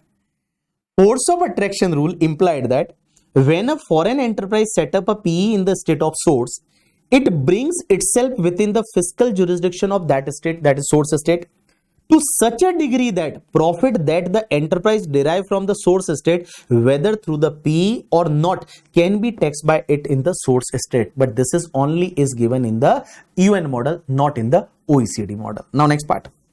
As per the article number 7 of the UN Model Tax Convention, if enterprise carrying on business in the other contracting state through the PE, profit of the enterprise may be taxed in the other state but only attributed to that PE, or the sale in that other state of the goods or merchandise of the same or similar kind as those sold through the PE, or other business activity carried on that other state of the same or similar kind as those affected through the PE. So this is called your force of attraction rule, that is only in the UN Model Tax Convention, not in the OECD Model Tax Convention. You got my point or not? Yes, you understood or not? Yes. Now guys, next part is related to interest. कि sir एक बात बताओ, एक बंदा जो है, जैसे मान लो ये इंडिया का एक बंदा है बीबी, और मान लो यूएसए से मुझे कुछ इंटरेस्ट मिल रहा है, यूएसए से मैंने यूएसए वाले को किसी को लोन दिया, लोबो को, और लोबो से मुझे कुछ इंटरेस्ट मिल रहा है, तो सर एक बात बताओ, इंटरेस्ट पे टैक्स कौन सी कंट्री लेगी? इंटरेस्ट पे टैक्स है वो कौन सी कंट्री लेगी? भाई इंडिया लेगी, India is my residence country and suppose USA is a source country, तो इंटरेस्ट पे टैक्स कौन सी कंट्री लेगी? अब एक बात बताऊं मैं आपको, ओईसीडी मॉडल ये बोलता है, ओईसीडी मॉडल ये बोलता है कि भाई इंटरेस्ट पे टैक्स है ना, देखो रेजिडेंट कंट्री तो लेगी ही लेगी। आप किसी कंट्री के रेजिडेंट हो ना, तो उस कंट्री का तो सोवरेन राइट है कि आपकी जितनी भी इनकम होगी उस पर टैक्स लेने का सोवरेन राइट है, तो रेजिडेंट वाली कंट्री तो लेगी ही लेगी। बट इन्होंने बोला सोर्स वाली कंट्री चाहे तो सोर्स वाली कंट्री भी ले सकती है, बट सोर्स वाली कंट्री मैक्सिमम टैक्स ले सकती है 10%, तो 10% का एक लिमिट डाल रखा है। ये कहां है? ओईसीडी मॉडल में। ओईसीडी मॉडल क्या बोलता है कि अगर मान लो एक पर्सन एक कंट्री का रेजिडेंट है, दूसरी कंट्री से उसको इंटरेस्ट मिल रहा है, तो रेजिडेंट वाली कंट्री है वो तो टैक्स लेगी ही लेगी, बट सोर्स वाली कंट्री टैक्स ले सकती है। अगर सोर्स वाली कंट्री टैक्स ले तो सकती है बट मैक्सिमम 10%, तो 10% का एक लिमिट डाल रखा है। अब यूएन मॉडल में क्या है पता है? यूएन मॉडल में भी ऐसा ही है कि भाई रेजिडेंट वाली कंट्री तो टैक्स ले ही सकती है, बट सोर्स वाली कंट्री भी टैक्स ले सकती है। अब वो कितना ले सकती है उसके लिए उन्होंने ब्लैंक स्पेस छोड़ रखा है। उस मॉडल में ब्लैंक स्पेस छोड़ रखा है, डैश दे रखा है कि आप अपनी मर्जी से रेट डिसाइड कर लीजिए। आप अपनी मर्जी से रेट डिसाइड कर लीजिए। तो जैसे मान लो इंडिया और ऑस्ट्रिया का अग्रीमेंट है, और अगर इंडिया ऑस्ट्रिया के अग्रीमेंट में आर्टिकल नंबर मैं 11 में जाता हूं, तो आर्टिकल नंबर 11 में मैं जाता हूं, that is related to the interest. अब इन्होंने भी 10% डाल रखा है, जैसे ओईसीडी मॉडल में 10% है, तो यूएन मॉडल में भी ऐसा ही है, बट यूएन मॉडल में ऐसे स्पेस दे रखा है, दैट इज अ ब्लैंक दे रखा है। आप भर दीजिए खुद, जो है वो फिल इन द ब्लैंक्स कर दीजिएगा, आपको मैक्सिमम कितना इंटरेस्ट लेना है, इंटरेस्ट पे कितना टैक्स लेना है। तो भाई साहब अब एक बात बताइए, चलिए आ जाइए सब लोग, आर्टिकल नंबर 11 पे क्या बोलता है। 11 आर्टिकल नंबर 11 बोलता है, paragraph 1 provide the right of residence state to tax the interest. Means interest पे टैक्स जिस कंट्री का रेसिडेंट पर्सन है वो वाली कंट्री लेगी। लेकिन paragraph 2 however also confirm right to the source state to tax interest. Generally, the interest is taxed in the source state at a given rate on the gross basis. However, if it is beneficial owner of the interest is a resident of other contracting state, the tax so charged cannot be exceed the specified percentage of gross amount of the interest. Now, OECD model specify the percentage as a 10%, but the UN model leaves this percentage to the established through the bilateral negotiation। कि आप दोनों country मिलकर decide कर लीजिए कि source state maximum कितना tax ले सकता है on the interest, but residence state है वो तो लेगा ही लेगा। तो देखो इंटरेस्ट पे टैक्स कौन सी कंट्री लेगी, तो इंटरेस्ट पे टैक्स रेजिडेंट कंट्री तो लेगी ही लेगी। सोर्स कंट्री ले सकती है, बट सोर्स कंट्री कितना ले सकती है, ओईसीडी मॉडल बोलता है कि 10% ले लो on the gross basis. But UN model जो है वो बोलता है कि आप दोनों मिलकर डिसाइड कर दो, तो यूएन मॉडल में डैश दे रखा है। अब एक बात समझना, it may be noted that the definition of interest in both the model is a similar. It means income from debt claim of every kind, whether or not secured by the mortgage or whether or not carrying a right to participate in the debtor's profit, or in the particular income from government security and income from bonds or debenture, including premium or prices attached to such security, bonds or debenture, penalty charges for late payment are not regarded as interest for the purpose of this article। तो भैया एक penalty charges है for the late payment, वो आपका interest नहीं माना जाएगा, बाकी कुछ भी चीजें वो इंटरेस्ट में आएगी। उसकी डेफिनेशन दे रखी है, वो डेफिनेशन आपको याद रखने की जरूरत नहीं है। Next is a royalty. कि सर एक बात बताइए, रॉयल्टी जो है वो रॉयल्टी पे टैक्स कौन लेता है। रॉयल्टी की इनकम पे अगर मान लो एक पर्सन है जो रेसिडेंट इस कंट्री का है और उसने अगर कोई सर्विस दी दूसरी कंट्री में और वहां से उसको रॉयल्टी मिल रही है, तो रॉयल्टी पे टैक्स कौन लेगा। तो एक बात बताऊं मैं, ओईसीडी मॉडल बोलता है कि रॉयल्टी पे टैक्स है ना वो सिर्फ रेजिडेंट वाली कंट्री लेगी, सोर्स कंट्री को नहीं लेने देंगे। ओईसीडी मॉडल बोलता है कि रॉयल्टी पे टैक्स है ना वो सिर्फ रेजिडेंट वाली कंट्री लेगी, सोर्स कंट्री को लेने नहीं देंगे। लेकिन गाइस यूएन मॉडल बोलता है कि सोर्स कंट्री भी टैक्स ले सकती है। यूएन मॉडल बोलता है सोर्स कंट्री भी टैक्स ले सकती है। तो देखो ओईसीडी मॉडल जो है वो साले डेवलप्ड वाले सारे जितने भी कंट्रीज है उनके लिए है। तो डेवलप्ड वाले ये सोचेंगे ना कि भाई हम सर्विस दे रहे हैं तो हमारी कंट्री टैक्स ले, सोर्स कंट्री को कुछ टैक्स लेने नहीं दे। तो ओईसीडी मॉडल बोलता है कि सिर्फ रेजिडेंट वाली कंट्री है वो टैक्स लेगी, लेकिन यूएन मॉडल बोलता है कि सोर्स वाली कंट्री भी टैक्स ले सकती है करके। तो देखिए क्या दे रखा है, as per the OECD model royalty arising in source state and beneficially owned by the resident of resident state are taxable only in the resident state। सिर्फ resident state ही टैक्स लेगा। However, in the UN model provides that royalty may be taxed in the resident state. Hence, UN model depart from the principle of exclusive right of tax provided to residence state in the OECD model. Thus, under the UN model, the source state may also tax the royalty। However, if the beneficial owner is a resident of resident state, the tax charged by the source state cannot be exceed the percentage on the gross amount of the royalty। जैसे India जो है वो normally आपको पता है DT में भी ये प्रोविजन है कि इंडिया टैक्स रॉयल्टी पे कितना लेता है, नॉन रेजिडेंट को इंडिया से अगर रॉयल्टी होती है तो सिर्फ 20% टैक्स लेता है। तो वो डिसाइड कर रखा है in the income tax law. So in डीटीडब्ल्यूए आप ये डिसाइड कर सकते हैं कि सोर्स स्टेट है वो कितना टैक्स लेगा ऑन द ग्रॉस रॉयल्टी पे, आप कितना टैक्स लेगा। बट ये यूएन मॉडल में, ओईसीडी मॉडल में तो क्या है ना भाई साहब, ओईसीडी मॉडल में तो रॉयल्टी पे टैक्स सिर्फ रेजिडेंट वाली कंट्री लेगी, सोर्स वाली कंट्री नहीं ले सकती। अब आगे क्या दे रखा है, रॉयल्टी का definition of royalty under OECD does not include the following: rental for film or taps used for the radio or television broadcasting and equipment rental like rental for the industrial, commercial and scientific equipments। ये जो है वो OECD में cover नहीं है। तो OECD की royalty की डेफिनेशन में एक तो रेंटल फॉर फिल्म और टैप्स यूज फॉर रेडियो और टेलीविजन ब्रॉडकास्टिंग वो कवर नहीं है, और दूसरा जो आपके प्लांट एंड मशीनरी का रेंट वगैरह है वो रॉयल्टी में नहीं आएगा, ऐसा ओईसीडी मॉडल में दे रखा है। तो गाइज अगर मैं बात करूं रॉयल्टी की, तो रॉयल्टी पे टैक्स कौन सी लेगी? ओईसीडी मॉडल क्या बोलता है? ओईसीडी मॉडल बोलता है सिर्फ रेजिडेंट वाली कंट्री लेगी, सोर्स वाली नहीं लेगी।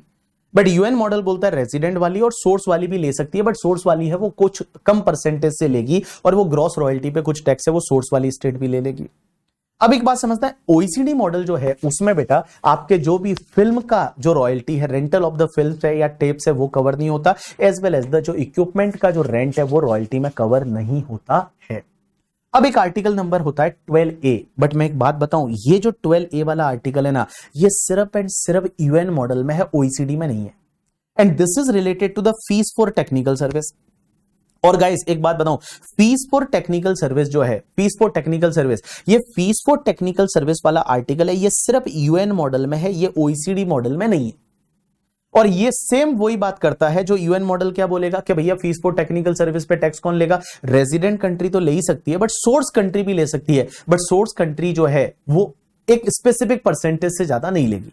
तो जैसा रॉयल्टी वाला था सेम वैसा का वैसा यहां पे यूएन मॉडल में एक आर्टिकल दे रखा है, that is the article number 12A, that is fees for technical service, but ये सिर्फ यूएन मॉडल में है, ये ओईसीडी मॉडल में नहीं है करके, ठीक है। तो अगर आपको चाहिए तो इसको रीड कर लीजिए, that is only in the UN model, not in the OECD model. तो देखिए क्या दे रखा है, the UN model has inserted a specific article for the fees for technical service. There is no specific reference to FTC in the OECD model. Paragraph 1 provide that FTC may be taxed in the residence state but does not provide that FTC is exclusively taxable in the residence state.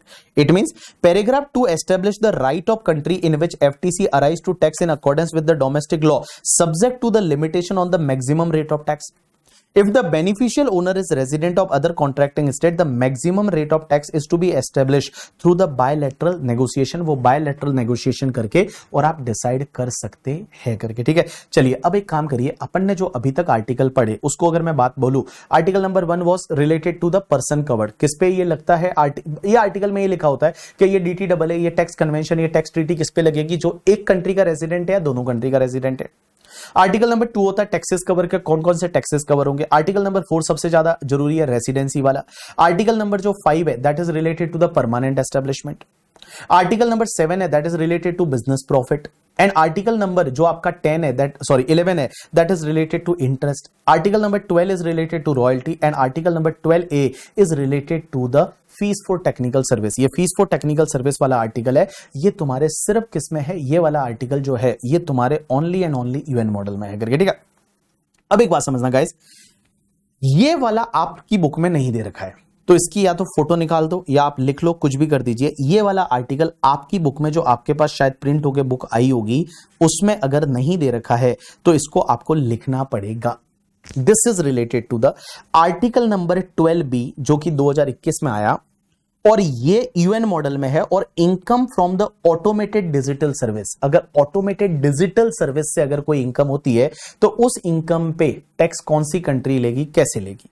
तो मैं बता दूं, पहली चीज तो यहां पे इससे रिलेटेड जो आपकी एडीएस है उससे रिलेटेड ओईसीडी में कुछ भी नहीं बोला हुआ, ये भी यूएन में बोला हुआ है।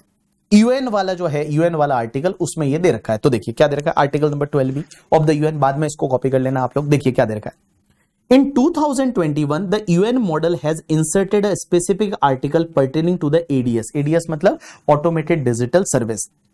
There is no specific reference to the ADS. There is no specific reference to the ADS in the OECD model. Paragraph 1 provide that ADS may be taxed in the residence state. आप जिस country के resident हो वो वाली country तो tax लेगी, but does not provide that ADS is exclusively taxable in the residence state. means source state भी ले सकता है। तो देखिए Paragraph 2 establish the right of the country in which income from ADS arise to tax in accordance with the domestic tax law. However, if the beneficial owner of income is a resident of residence state, the tax charged by the source state cannot exceed the specific percentage of the gross amount of payment underlying the income from the ADS. A specified percentage is to be established through the bilateral negotiation. Guys, this is the same as royalty, same as FTS in the UN model. Same as royalty, same as FTS in the UN model. और इन्होंने क्या बोला आपके इसमें क्या क्या आएगा, तो following service are expressively mention in paragraph number 6। ADS में कौन कौन सी सर्विस आएगी, that is the automated digital service में ऑनलाइन एडवर्टाइजमेंट सर्विस आ सकती है, supply of user data, online search engine, online intermediation platform service, social media platform, digital content service, online gaming, cloud computing service and standardised online teaching service, ये भी आएगी।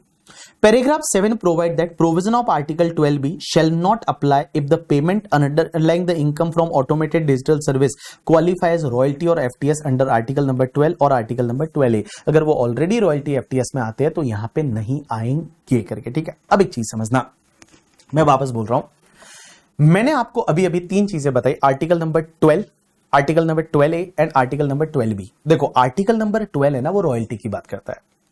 इसमें OECD model क्या बोलता है, रॉयल्टी पे टैक्स सिर्फ resident वाला स्टेट लेगा, रेसिडेंस वाली कंट्री लेगी, सोर्स वाली नहीं लेगी। लेकिन यूएन मॉडल क्या बोलता है, देखो रेसिडेंस वाली तो लेगी ही लेगी, सोर्स वाली भी ले सकती है, बट सोर्स वाली स्पेसिफिक परसेंटेज से ज्यादा नहीं ले सकती। उसके बाद 12A जो है वो बोलता है फीस फॉर टेक्निकल सर्विस, ये ओईसीडी में है ही नहीं, ये सिर्फ यूएन में है। ये क्या बोलता है, रेसिडेंस वाली लेगी, सोर्स वाली भी ले सकती है, बट ज्यादा परसेंटेज आप डिसाइड कर लो, मैक्सिमम उतना ले सकती है, वो सोर्स वाली ग्रॉस बेसिस पे ले सकती है।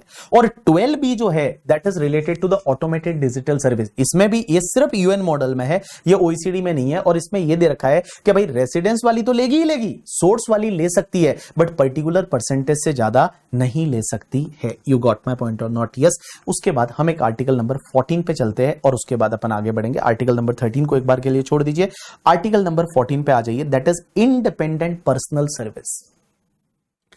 एंड ये आर्टिकल सिर्फ आपके यूएन मॉडल में है, ये भी ओईसीडी में नहीं है। Independent personal service that is article number 14। Sir question ये आता है कि एक बात बताओ, जैसे मैं एज अ टीचर मैं किसी फॉरेन कंट्री में जाके एज अ प्रोफेशनल सर्विस देके आया, तो क्या उस कंट्री में टैक्स लगेगा या नहीं लगेगा due to the DTAA?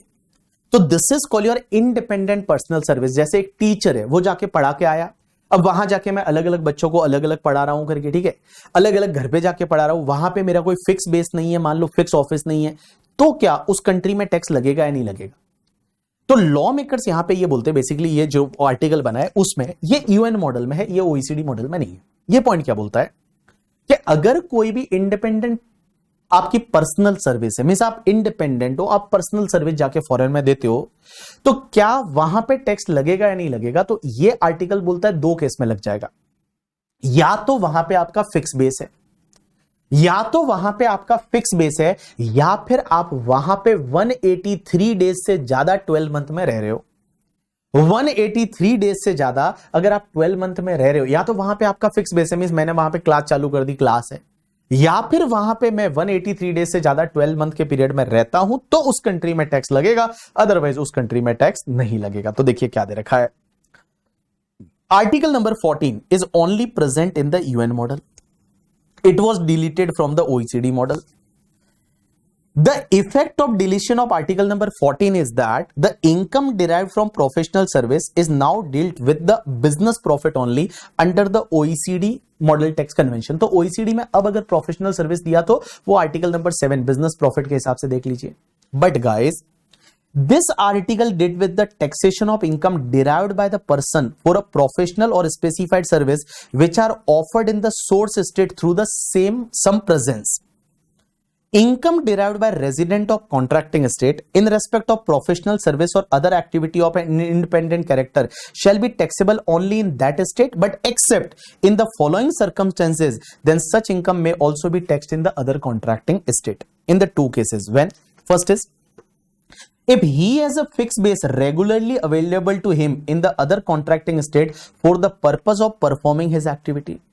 In that case, only so much of the income is attributable to that fixed base may be taxed in that other contracting state. Or if his stay in the other contracting state is for the period or period amounting to or exceeding to the aggregate 183 days in the 12-month period commencing or ending in the fiscal year concerned, in that case only so much of the income as derived from his activity performed in that other state may be taxed in that other state. It is related to the professional fees. Guys, professional service, अगर मान लो हम किसी और country में जाके professional service दे रहे हैं, या किसी और कंट्री में जाके जैसे मैं पढ़ा रहा हूं, तो क्या उस कंट्री में टैक्स लगेगा? तो यूएन मॉडल क्या बोलता है, इसको बोला जाता है इंडिपेंडेंट पर्सनल सर्विस।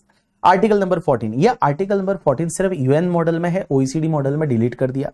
अब यूएन मॉडल वाला ये बोलता है कि देखो दूसरी कंट्री में या तो आपका कोई फिक्स बेस है तो उस कंट्री में टैक्स लगेगा, या फिर अगर फिक्स बेस नहीं है लेकिन आप जाके बच्चों को घर घर पढ़ा रहे हो, तो आप अगर पूरे 12 महीने में 12 महीने के किसी भी पीरियड में अगर 183 डेज या उससे ज्यादा आपने पढ़ाया है, तो फिर आपका वहां पे उस कंट्री में इनकम पे टैक्स लग जाएगा।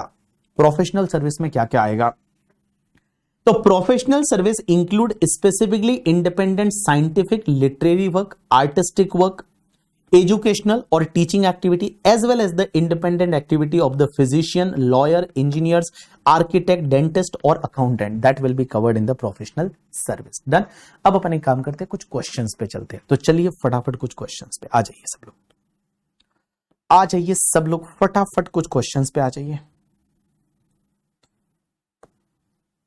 फटाफट आ जाइए क्वेश्चन पे। और क्वेश्चन नंबर, देखो क्वेश्चन आपके 5 मिनट में हो जाएंगे। क्वेश्चन नंबर 1 क्या बोलता है कि सिग्निफिकेंट डिफरेंस क्या है यूएन और ओईसीडी मॉडल में? तो आप इसमें ये लिखोगे यूएन मॉडल जो है और ओईसीडी मॉडल, ये ओईसीडी मॉडल बोलता है, ज्यादा फोर्स करता है रेसिडेंस वाली कंट्री को, कि रेसिडेंस वाली कंट्री टैक्स लेगी, सोर्स वाली नहीं लेगी। बट यूएन मॉडल जो है ना, वो यूएन मॉडल दोनों को राइट देता है, रेसिडेंस वाली को और सोर्स वाली को। और यूएन मॉडल जो है ना, वो बेसिकली डेवलपिंग कंट्री के बीच में जब अग्रीमेंट होता है, यूएन मॉडल फॉलो होता है। और ओईसीडी मॉडल कब फॉलो होता है? जब डेवलप्ड कंट्री अगर मान लो अग्रीमेंट कर रही है, तो ओईसीडी मॉडल फॉलो होता है। तो this is the question number 1। Question number 2 ये बोलता है टाई ब्रेकर। बाबू टाई ब्रेकर वही कि अगर मान लो कोई इंडिविजुअल है, वो इंडिविजुअल अगर मान लो दोनों कंट्री का रेजिडेंट है, तो वो कौन सी कंट्री का रेजिडेंट माना जाएगा? भाई अगर दोनों कंट्री का रेजिडेंट है तो वो कौन सी कंट्री का रेजिडेंट माना जाएगा? जहां पे उसका परमानेंट होम है। परमानेंट होम दोनों जगह है, तो जहां पे उसका इकोनॉमिक और पर्सनल रिलेशनशिप मोर क्लोजर है। अगर economic personal relationship more closer दोनों है या परमानेंट होम कहीं नहीं है, तो भैया वो हैबिचुअली अबोर्ड कहां करता है? अगर दोनों जगह कर रहा है या कहीं नहीं कर रहा है, तो भैया उसमें देखा जाएगा कि उसका दोनों जगह कर रहा है या कहीं नहीं कर रहा है, तो उस पर्टिकुलर केस में उसका देखा जाएगा कि उस पर्टिकुलर पर्सन ने क्या बोलते हैं, नेशनल कहां का है। नेशनल दोनों का है या कहीं का नहीं है, तो फिर वहां पे क्या होगा, कॉम्पिटेंट अथॉरिटी डिसाइड करेगी। उसके बाद आर्टिकल नंबर जो है 5 से रिलेटेड ये क्वेश्चन है कि what do you mean by the permanent establishment under which the article of model tax convention concept of P is discuss and also explain the brief the significant of this concept in tax treaty. So guys एक बात बताओ, P है वो article number 5 है OECD में as well as UN में। अब एक चीज समझना, ओईसीडी और यूएन में और पी का बड़ा सिग्निफिकेंट है। पी का बड़ा सिग्निफिकेंस है क्योंकि पी हुआ तो ही तो आपका बिजनेस प्रॉफिट है वो टैक्सेबल होगा, अदरवाइज बिजनेस प्रॉफिट टैक्सेबल नहीं होगा करके। ठीक है, ये तुम्हारा क्वेश्चन नंबर 3 है। उसके नंबर बाद क्वेश्चन नंबर 4 है, वो ये बोलता है कि सर एक बात बताइए, ये रॉयल्टी जो है, explain the meaning of royalty under the UN model tax convention and it is different from the definition contain in the OECD model. एक बात बताओ, रॉयल्टी जो है वो रॉयल्टी का मतलब होता है कि रॉयल्टी अगर मान लो आप राइट टू यूज, जो अपन ने royalty artistic work, scientific work, ये रॉयल्टी का डेफिनेशन सेक्शन 9 में भी आया था।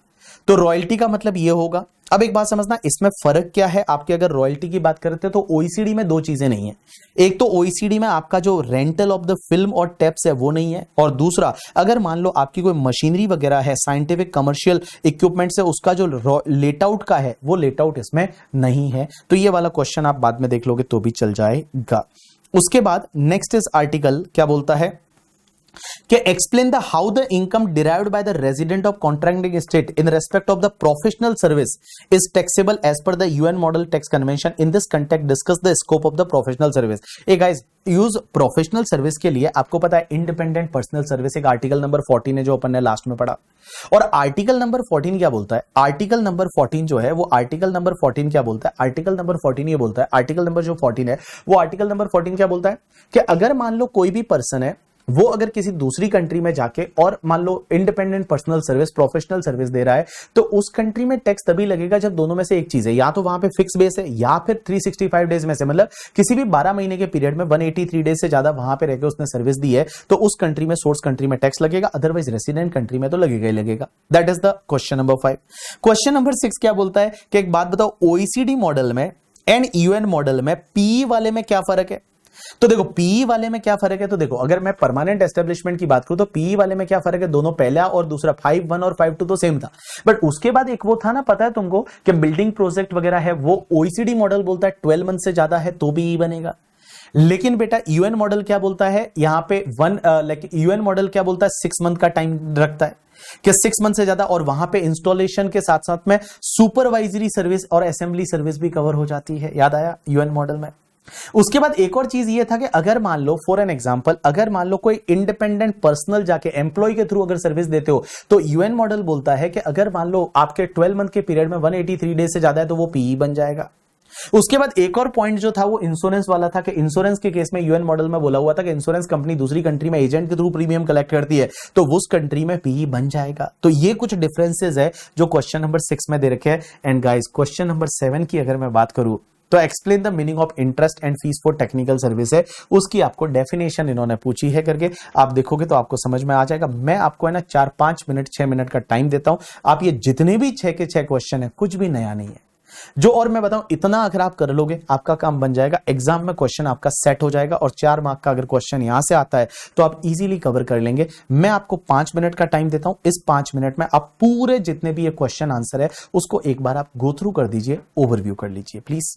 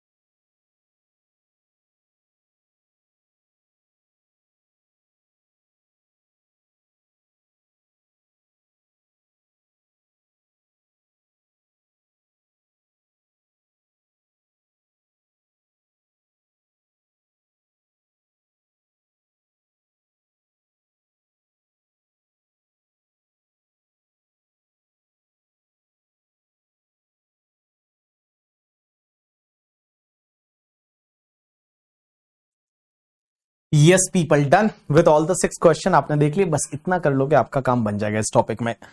चलिए उसके बाद अपन चलते हैं आपका आर्टिकल नंबर 13। सर एक बात बताइए, 13 is related to the capital gain. Capital gain पे टैक्स कौन सी कंट्री लेगी, रेसिडेंस वाली या सोर्स वाली?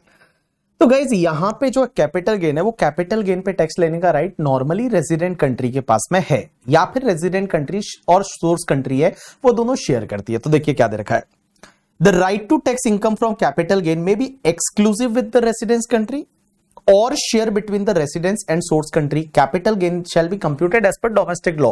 तो कैपिटल गेन का कैलकुलेशन कैसे होगा, वो वही डोमेस्टिक टैक्स लॉ के हिसाब से होगा, जैसे full value of consideration, transfer expenses, cost of acquisition, cost of improvement, capital gain निकाल दीजिए। अब एक बात समझना, it contain rule for taxation of gain made from the alienation of different asset. Alienation मतलब cell, such as immovable property forming part of the PE or ship or aircraft, etc., etc.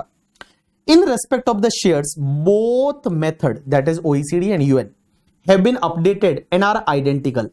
Right are confirmed to the source state if more than 50% of value of shares during the preceding 365 days is derived from the immovable property in such source state. अब भाई ये वाला point क्या है ना, मैं आपको बताऊं, आपको पता है जैसे वोडाफोन वाला हमने पॉइंट पढ़ा था कि अगर फॉरेन कंट्री में अगर मान लो फॉरेन कंपनी का शेयर बिक रहा है तो भी क्या इंडिया में टैक्स लग सकता है या नहीं? इंडिया में टैक्स लग सकता है अगर वो फॉरेन कंपनी अपने शेयर की वैल्यू डिराइव करता है इंडियन असेट से। और इंडियन असेट वहां पे लिखा था, इंडियन असेट्स कैसे कैलकुलेट होता है, वो 10 करोड़ से ज्यादा होना चाहिए, और इंडियन फॉरेन कंपनी के पास में इंडियन असेट है वो 50% ऑफ टोटल असेट से ज्यादा होना चाहिए, वैसा कुछ कंडीशंस था। अब यहां पे ऐसा ही बोला हुआ है कि अगर मान लो जैसे फॉर एन एग्जांपल किसी और कंट्री में आपकी इमूवेबल प्रॉपर्टी और उससे अगर वो शेयर अपनी वैल्यू डिराइव कर रहा है तो उस पर्टिकुलर केस में उस कंट्री में भी टैक्स लग सकता है। अब आप ये याद नहीं रखोगे तो भी चलेगा। उसके बाद में guys next article, that is article number 21, is related to other income. Sir other income, जैसे यहां पे बहुत सारी इनकम कवर हो गई, जैसे इंडिपेंडेंट पर्सनल सर्विस का मतलब होता है प्रोफेशनल सर्विस, ये इनकम कवर हो गई, कैपिटल गेन कवर हुआ, बिजनेस का इनकम कवर हुआ, automatic digital service, royalty, FTS, interest है वो कवर हुआ। What about sir other income? तो अदर इनकम पे टैक्स कौन लेगा? तो यहां पे एक बात बताऊं, ओईसीडी मॉडल तो ये बोलता है कि अदर इनकम पे टैक्स है वो सिर्फ रेजिडेंट वाली कंट्री लेगी, लेकिन यूएन मॉडल बोलता है कि दोनों ले सकती है, रेजिडेंट भी लेगी और सोर्स भी लेगी। तो देखिए क्या दे रखा है, it deal with the taxation of item of income which are not specifically taxable under any other article. The key difference are as under OECD approach envisages that the exclusive right of tax is with the resident state, but UN model contain an additional paragraph, that is article 21(3), which provides that source state may also tax such other income. Now guys, article number 21(2) of the both OECD and UN model provide that the income effectively connected with the PE, अगर मान लो PE की कोई other income है तो फिर वो बेटा article number जैसा 7 था ना उसके हिसाब से ही टैक्सेबल होगी करके, ठीक है। मींस जैसे पी जिस कंट्री में है और वहां पी की कोई अदर इनकम है तो भैया वो जैसा पी है उस कंट्री में टैक्स लगेगा। तो देखिए क्या दे रखा है, Article 21(2) of both the OECD and UN model provide that the income effectively connected with the PE maintained in the contracting state by resident of other contracting state, taxation is governed by the provision of article number 7 only, that is business profit. Additionally, UN model provide that if the aforesaid income is effectively connected with the fixed base situated in the contracting state by resident of other contracting state, taxation would be governed by the provision of article number 14 only, that is independent personal services. After that guys, there is article number 23A and 23B, that is related to the elimination of double taxation. अब एक बात समझना, double taxation को कैसे eliminate करेंगे? तो अगर आपको याद रहेगा डीटीडब्ल्यूए टॉपिक में मैंने बताया था there are two method, one is the tax exemption method, one is the tax credit method. Exemption method क्या होता है कि रेजिडेंट वाली कंट्री है वो एग्जेम्प्ट कर देती है, सोर्स वाली कंट्री टैक्स लेती है, that is called tax exemption method. And tax credit method क्या होता है, रेजिडेंट वाली कंट्री भी टैक्स लेती है, सोर्स वाली कंट्री भी टैक्स लेती है, और सोर्स वाली कंट्री में जो टैक्स भरा है वो रेजिडेंट वाली कंट्री है वो उसका क्रेडिट दे देती है, that is called your tax credit method. और नॉर्मली अपन ने वही देखा था कि सोर्स वाली कंट्री में टैक्स लगता है, रेजिडेंट वाली कंट्री उसका क्रेडिट दे देती है। सेक्शन 91 में भी तो वैसे ही था जब डीटीडब्ल्यूए नहीं है तो, बट डीटीडब्ल्यूए है तो भी नॉर्मली टैक्स क्रेडिट मेथड है वो फॉलो होता है। नेक्स्ट आर्टिकल नंबर 25, एक बात बताओ, आर्टिकल नंबर 25 है ना, that is related to the MAP. ये मैप का मतलब क्या होता है, mutual agreement procedure. Mutual agreement procedure किसको बोलते हैं? जैसे फॉर एन एग्जांपल मैं इंडिया का एक person, so this is the India, और इंडिया में एक बंदा है जिसका नाम है बीबी। अब एक बात समझना, इंडिया और ऑस्ट्रिया का डीटीडब्ल्यूए है, इंडिया और ऑस्ट्रिया का डीटीडब्ल्यूए है, इंडिया और ऑस्ट्रिया का। अब इंडिया ऑस्ट्रिया डीटीडब्ल्यूए में कुछ ऐसा क्लॉज है जिसमें मुझे बेनिफिट मिलना चाहिए। ऑस्ट्रेलिया से इनकम हो रही है ऑस्ट्रिया से, तो मुझे उसमें डीटीडब्ल्यूए का बेनिफिट मिलना चाहिए, बट वो कंट्री मान लो मुझे बेनिफिट दे ही नहीं रही है, मुझे डीटीडब्ल्यूए का बेनिफिट दे ही नहीं रही है, या फिर मान लो मेरी कुछ ऐसी इनकम है जो डीटीडब्ल्यूए में कवर ही नहीं है, ऐसा कुछ इशू है जो डीटीडब्ल्यूए में कवर ही नहीं है। तो मैं क्या करूंगा पता है, मैं इंडिया की कॉम्पिटेंट अथॉरिटी को यह बोलूंगा, इंडिया की जो कॉम्पिटेंट अथॉरिटी है उसको मैं बोलूंगा कि सर देखो ना, वो ऑस्ट्रिया वाले मुझे बेनिफिट नहीं दे रहे, या ऑस्ट्रिया इंडिया का डीटीडब्ल्यूए उसमें ये पॉइंट तो कवर ही नहीं है सर। तो क्या होगा, इंडिया की कॉम्पिटेंट अथॉरिटी ऑस्ट्रिया की कॉम्पिटेंट अथॉरिटी के साथ में बैठेगी टेबल पे, और टेबल पे बैठ के और मेरा जो रेजोल्यूशन देगी, that is called your mutual agreement procedure. So mutual agreement procedure क्या होता है कि अगर कोई पर्सन किसी एक कंट्री का रेजिडेंट है और दूसरी कंट्री में अगर उसको इनकम होती है और वो डीटीडब्ल्यूए में उससे रिलेटेड प्रोविजन नहीं है या डीटीडब्ल्यूए का बेनिफिट उसको नहीं मिल रहा है, तो वो यहां की कॉम्पिटेंट अथॉरिटी को रिक्वेस्ट करेगा, यहां की कॉम्पिटेंट अथॉरिटी वहां की कॉम्पिटेंट अथॉरिटी दोनों आपस में टेबल पे बैठ के और उसको कोई डिसीजन देगी, उसको कोई सॉल्यूशन देगी। That is called mutual agreement procedure, या जिसको मैप बोला जाता है। तो देखिए क्या दे रखा है, where tax payer believe that the treatment by the contracting state that Austria is not in accordance with the provision of the tax treaty, the competent authority of both countries should endeavor to resolve the conflict through the bilateral negotiation that would take place is as follows। अब एक बात समझना, इसमें OECD में अलग है और UN में इसका प्रोसीजर अलग दे रखा है। अगर OECD की बात करूं तो OECD बोलता है कि रिक्वेस्ट, मैप के लिए रिक्वेस्ट कौन करेगा, तो देखो The taxpayer can make the request to the either contracting state। वो किसी भी contracting state में टैक्स पेयर रिक्वेस्ट कर सकता है कि मुझे मैप करके दो, मींस मेरे लिए सॉल्यूशन करके दो। कितने टाइम में करके देंगे, 2 years from the date when all the information required in the order to case need to be provided to both the state। मतलब जब आपने दे दी सब डिटेल, सब इंफॉर्मेशन दे दी, उसके 2 साल के अंदर अंदर आपका सॉल्यूशन आ जाएगा, वो मैप करके दे देंगे। Who can request for arbitration? Arbitration must be requested by the person who initiated the case। अगर भैया अगर मान लो वो नहीं हो पा रहा है तो क्या आर्बिट्रेशन का मौका मिलेगा? आंसर इज यस, आर्बिट्रेशन में आप जा सकते हो, आप आर्बिट्रेशन के लिए रिक्वेस्ट कर सकते हो। अब डिपार्चर फ्रॉम द आर्बिट्रेशन, क्या आर्बिट्रेशन से अपन बाहर हो सकते हैं? आंसर इज ऐसा कोई भी प्रोविजन इसमें OECD में नहीं दे रखा। अब देखो UN में कैसा दे रखा है, सबसे पहले उसमें 2 अल्टरनेटिव है। पहला अल्टरनेटिव बोलता है tax payer has to approach to his resident country, वो अपनी रेजिडेंट कंट्री को बोलेगा, रेजिडेंट कंट्री को बोलेगा कि मुझे मैप चाहिए, तो रेजिडेंट कंट्री को बोलेगा। अल्टरनेट नंबर 2 क्या है, reference to the arbitration process is the part of map.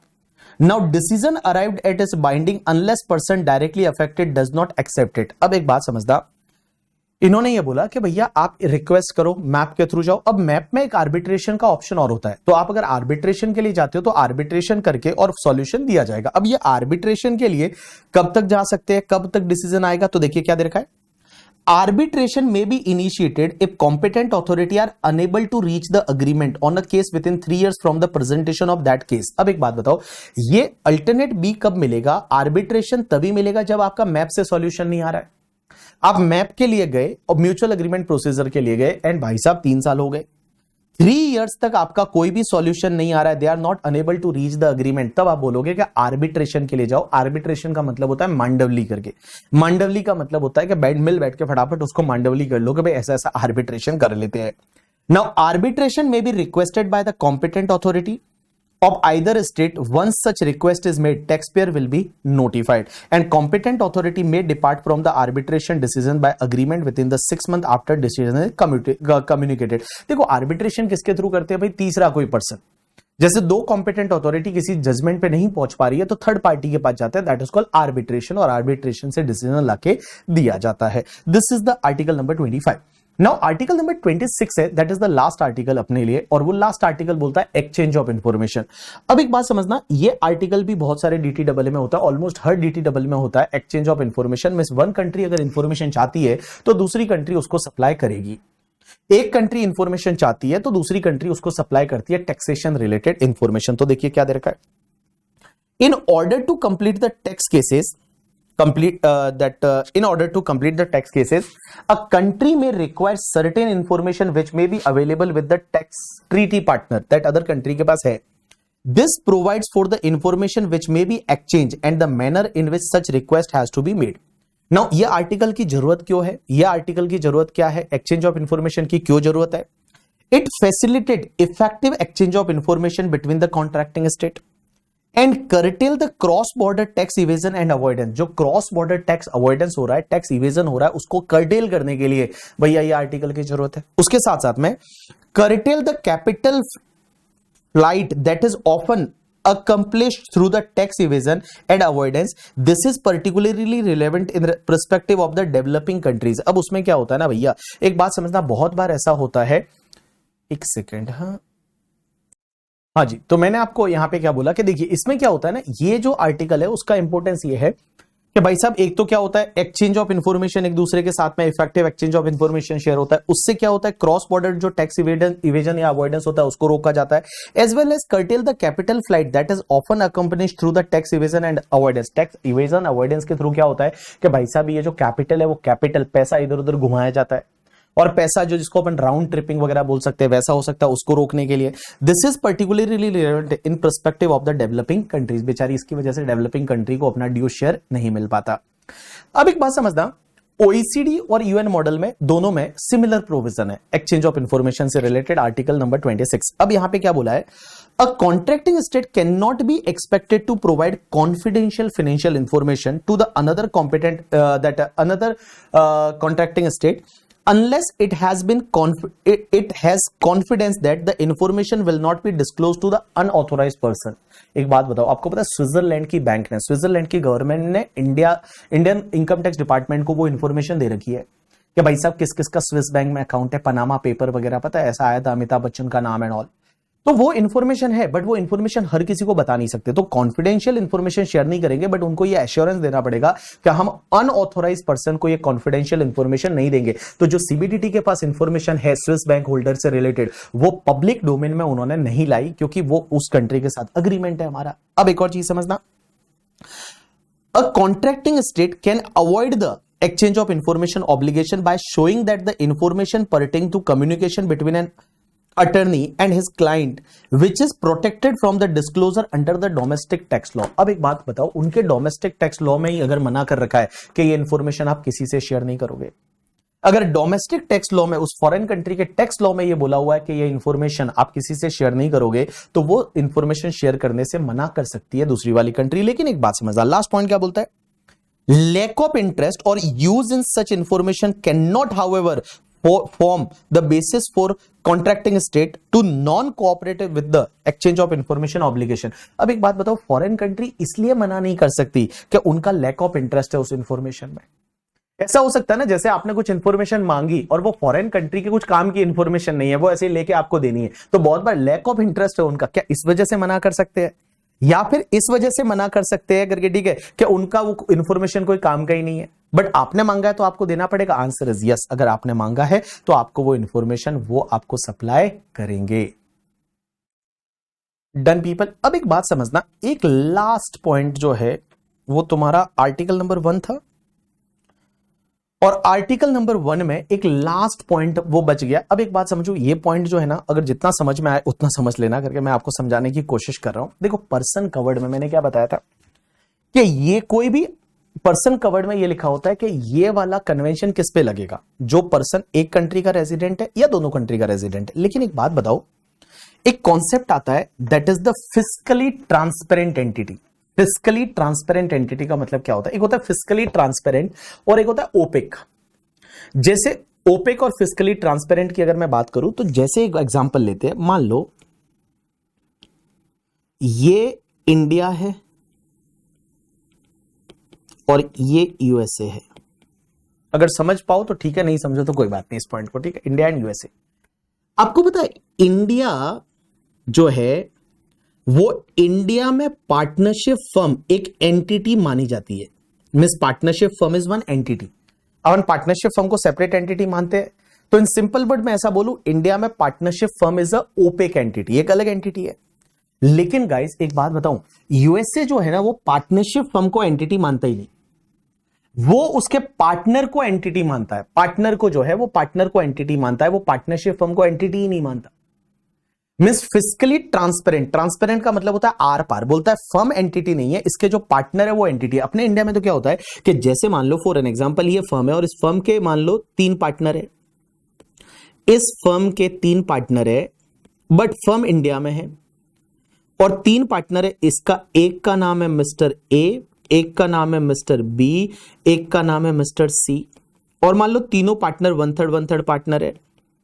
तो गाइस यूएसए जो है वो यूएसए क्या करता है, फर्म को एंटिटी मानता ही नहीं है, वो बोलता है ये लोग एंटिटी है करके, ठीक है। Firm is not a entity because it is a physically transparent entity.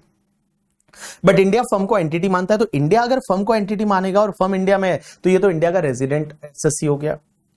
Now article number 1 ये बोलता है कि सर जब यूएसए है ये तो इसको फिजिकली ट्रांसपेरेंट मानेगा, तो क्या इसको रेजिडेंट मानेगा या नहीं मानेगा।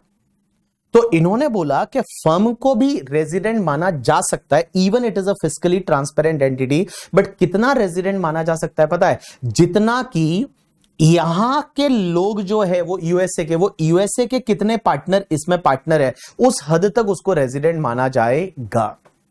तो इन सिंपल वर्ड अगर मान लो मैं इसको ये बोलूं, देखिए यहां लिखा हुआ क्या है, try to understand fiscally transparent entity. क्या लिखा हुआ है, इनकम डिराइव्ड बाय और through a fiscally transparent entity under the tax law of either contracting state to be considered to be the income of resident of contracting state or not, to the extent such income is treated for the purpose of taxation by that state as the income of the resident of that state.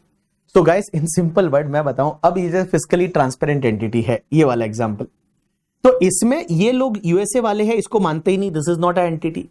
तो एक बात समझना, ये अब USA का resident माना जाएगा या नहीं माना जाएगा, तो यूएसए का रेजिडेंट माना जाएगा to the extent of the 2/6 हुआ 1/3 तो to the extent of the 1/3 कितना होता है, 2/3 होता है। हाँ, तो 1/3 इज अ 2/3 करके, ठीक है। तो भाई साहब यूएसए के लिए ये एंटिटी जो है ये एंटिटी नहीं मानता क्योंकि वो तो फिजिकली ट्रांसपेरेंट है। बट यूएसए इसको रेजिडेंट मानेगा कितना, जितने लोग इसके पार्टनर यूएसए के रेजिडेंट है। तो यूएसए के रेजिडेंट 2 लोग है तो बेटा 2/3 जो इनकम होगी वो मानी जाएगी यूएसए के रेजिडेंट पर्सन की इनकम है। This is the last concept. अगर समझ में आया तो ठीक है, नहीं समझ में आया तो ठीक है। जो आपने क्वेश्चन किए हैं और जितना मैंने आपको बताया है उतना करोगे, आपका इस टॉपिक का काम हो जाएगा। So guys that's enough for today from my side and this is the completion of your tax का टोटल सिलेबस, ठीक है। तो ये लास्ट लेक्चर था आपका, इसके अलावा आपको कोई भी लेक्चर नहीं मिलेगा। अब आपको मिलेगा एक तो रिवीजन लेक्चर मिलेंगे आपको यूट्यूब पे, that you follow the YouTube पे आप रिवीजन लेक्चर देख सकते हैं। और दूसरी चीज आपको उसके साथ साथ में मिलेगा टेस्ट पेपर। तो test paper I will make some test paper और एमसीक्यू का बुकलेट वो आपको मिल जाएगा इन द सॉफ्ट कॉपी, जल्दी ही मिलेगा। I am on that, I am just dividing the MCQ in the topic wise and then I will give you, ठीक है। चलिए आज के लिए इतना बहुत है। Thanks a lot people, that's enough for today from my side.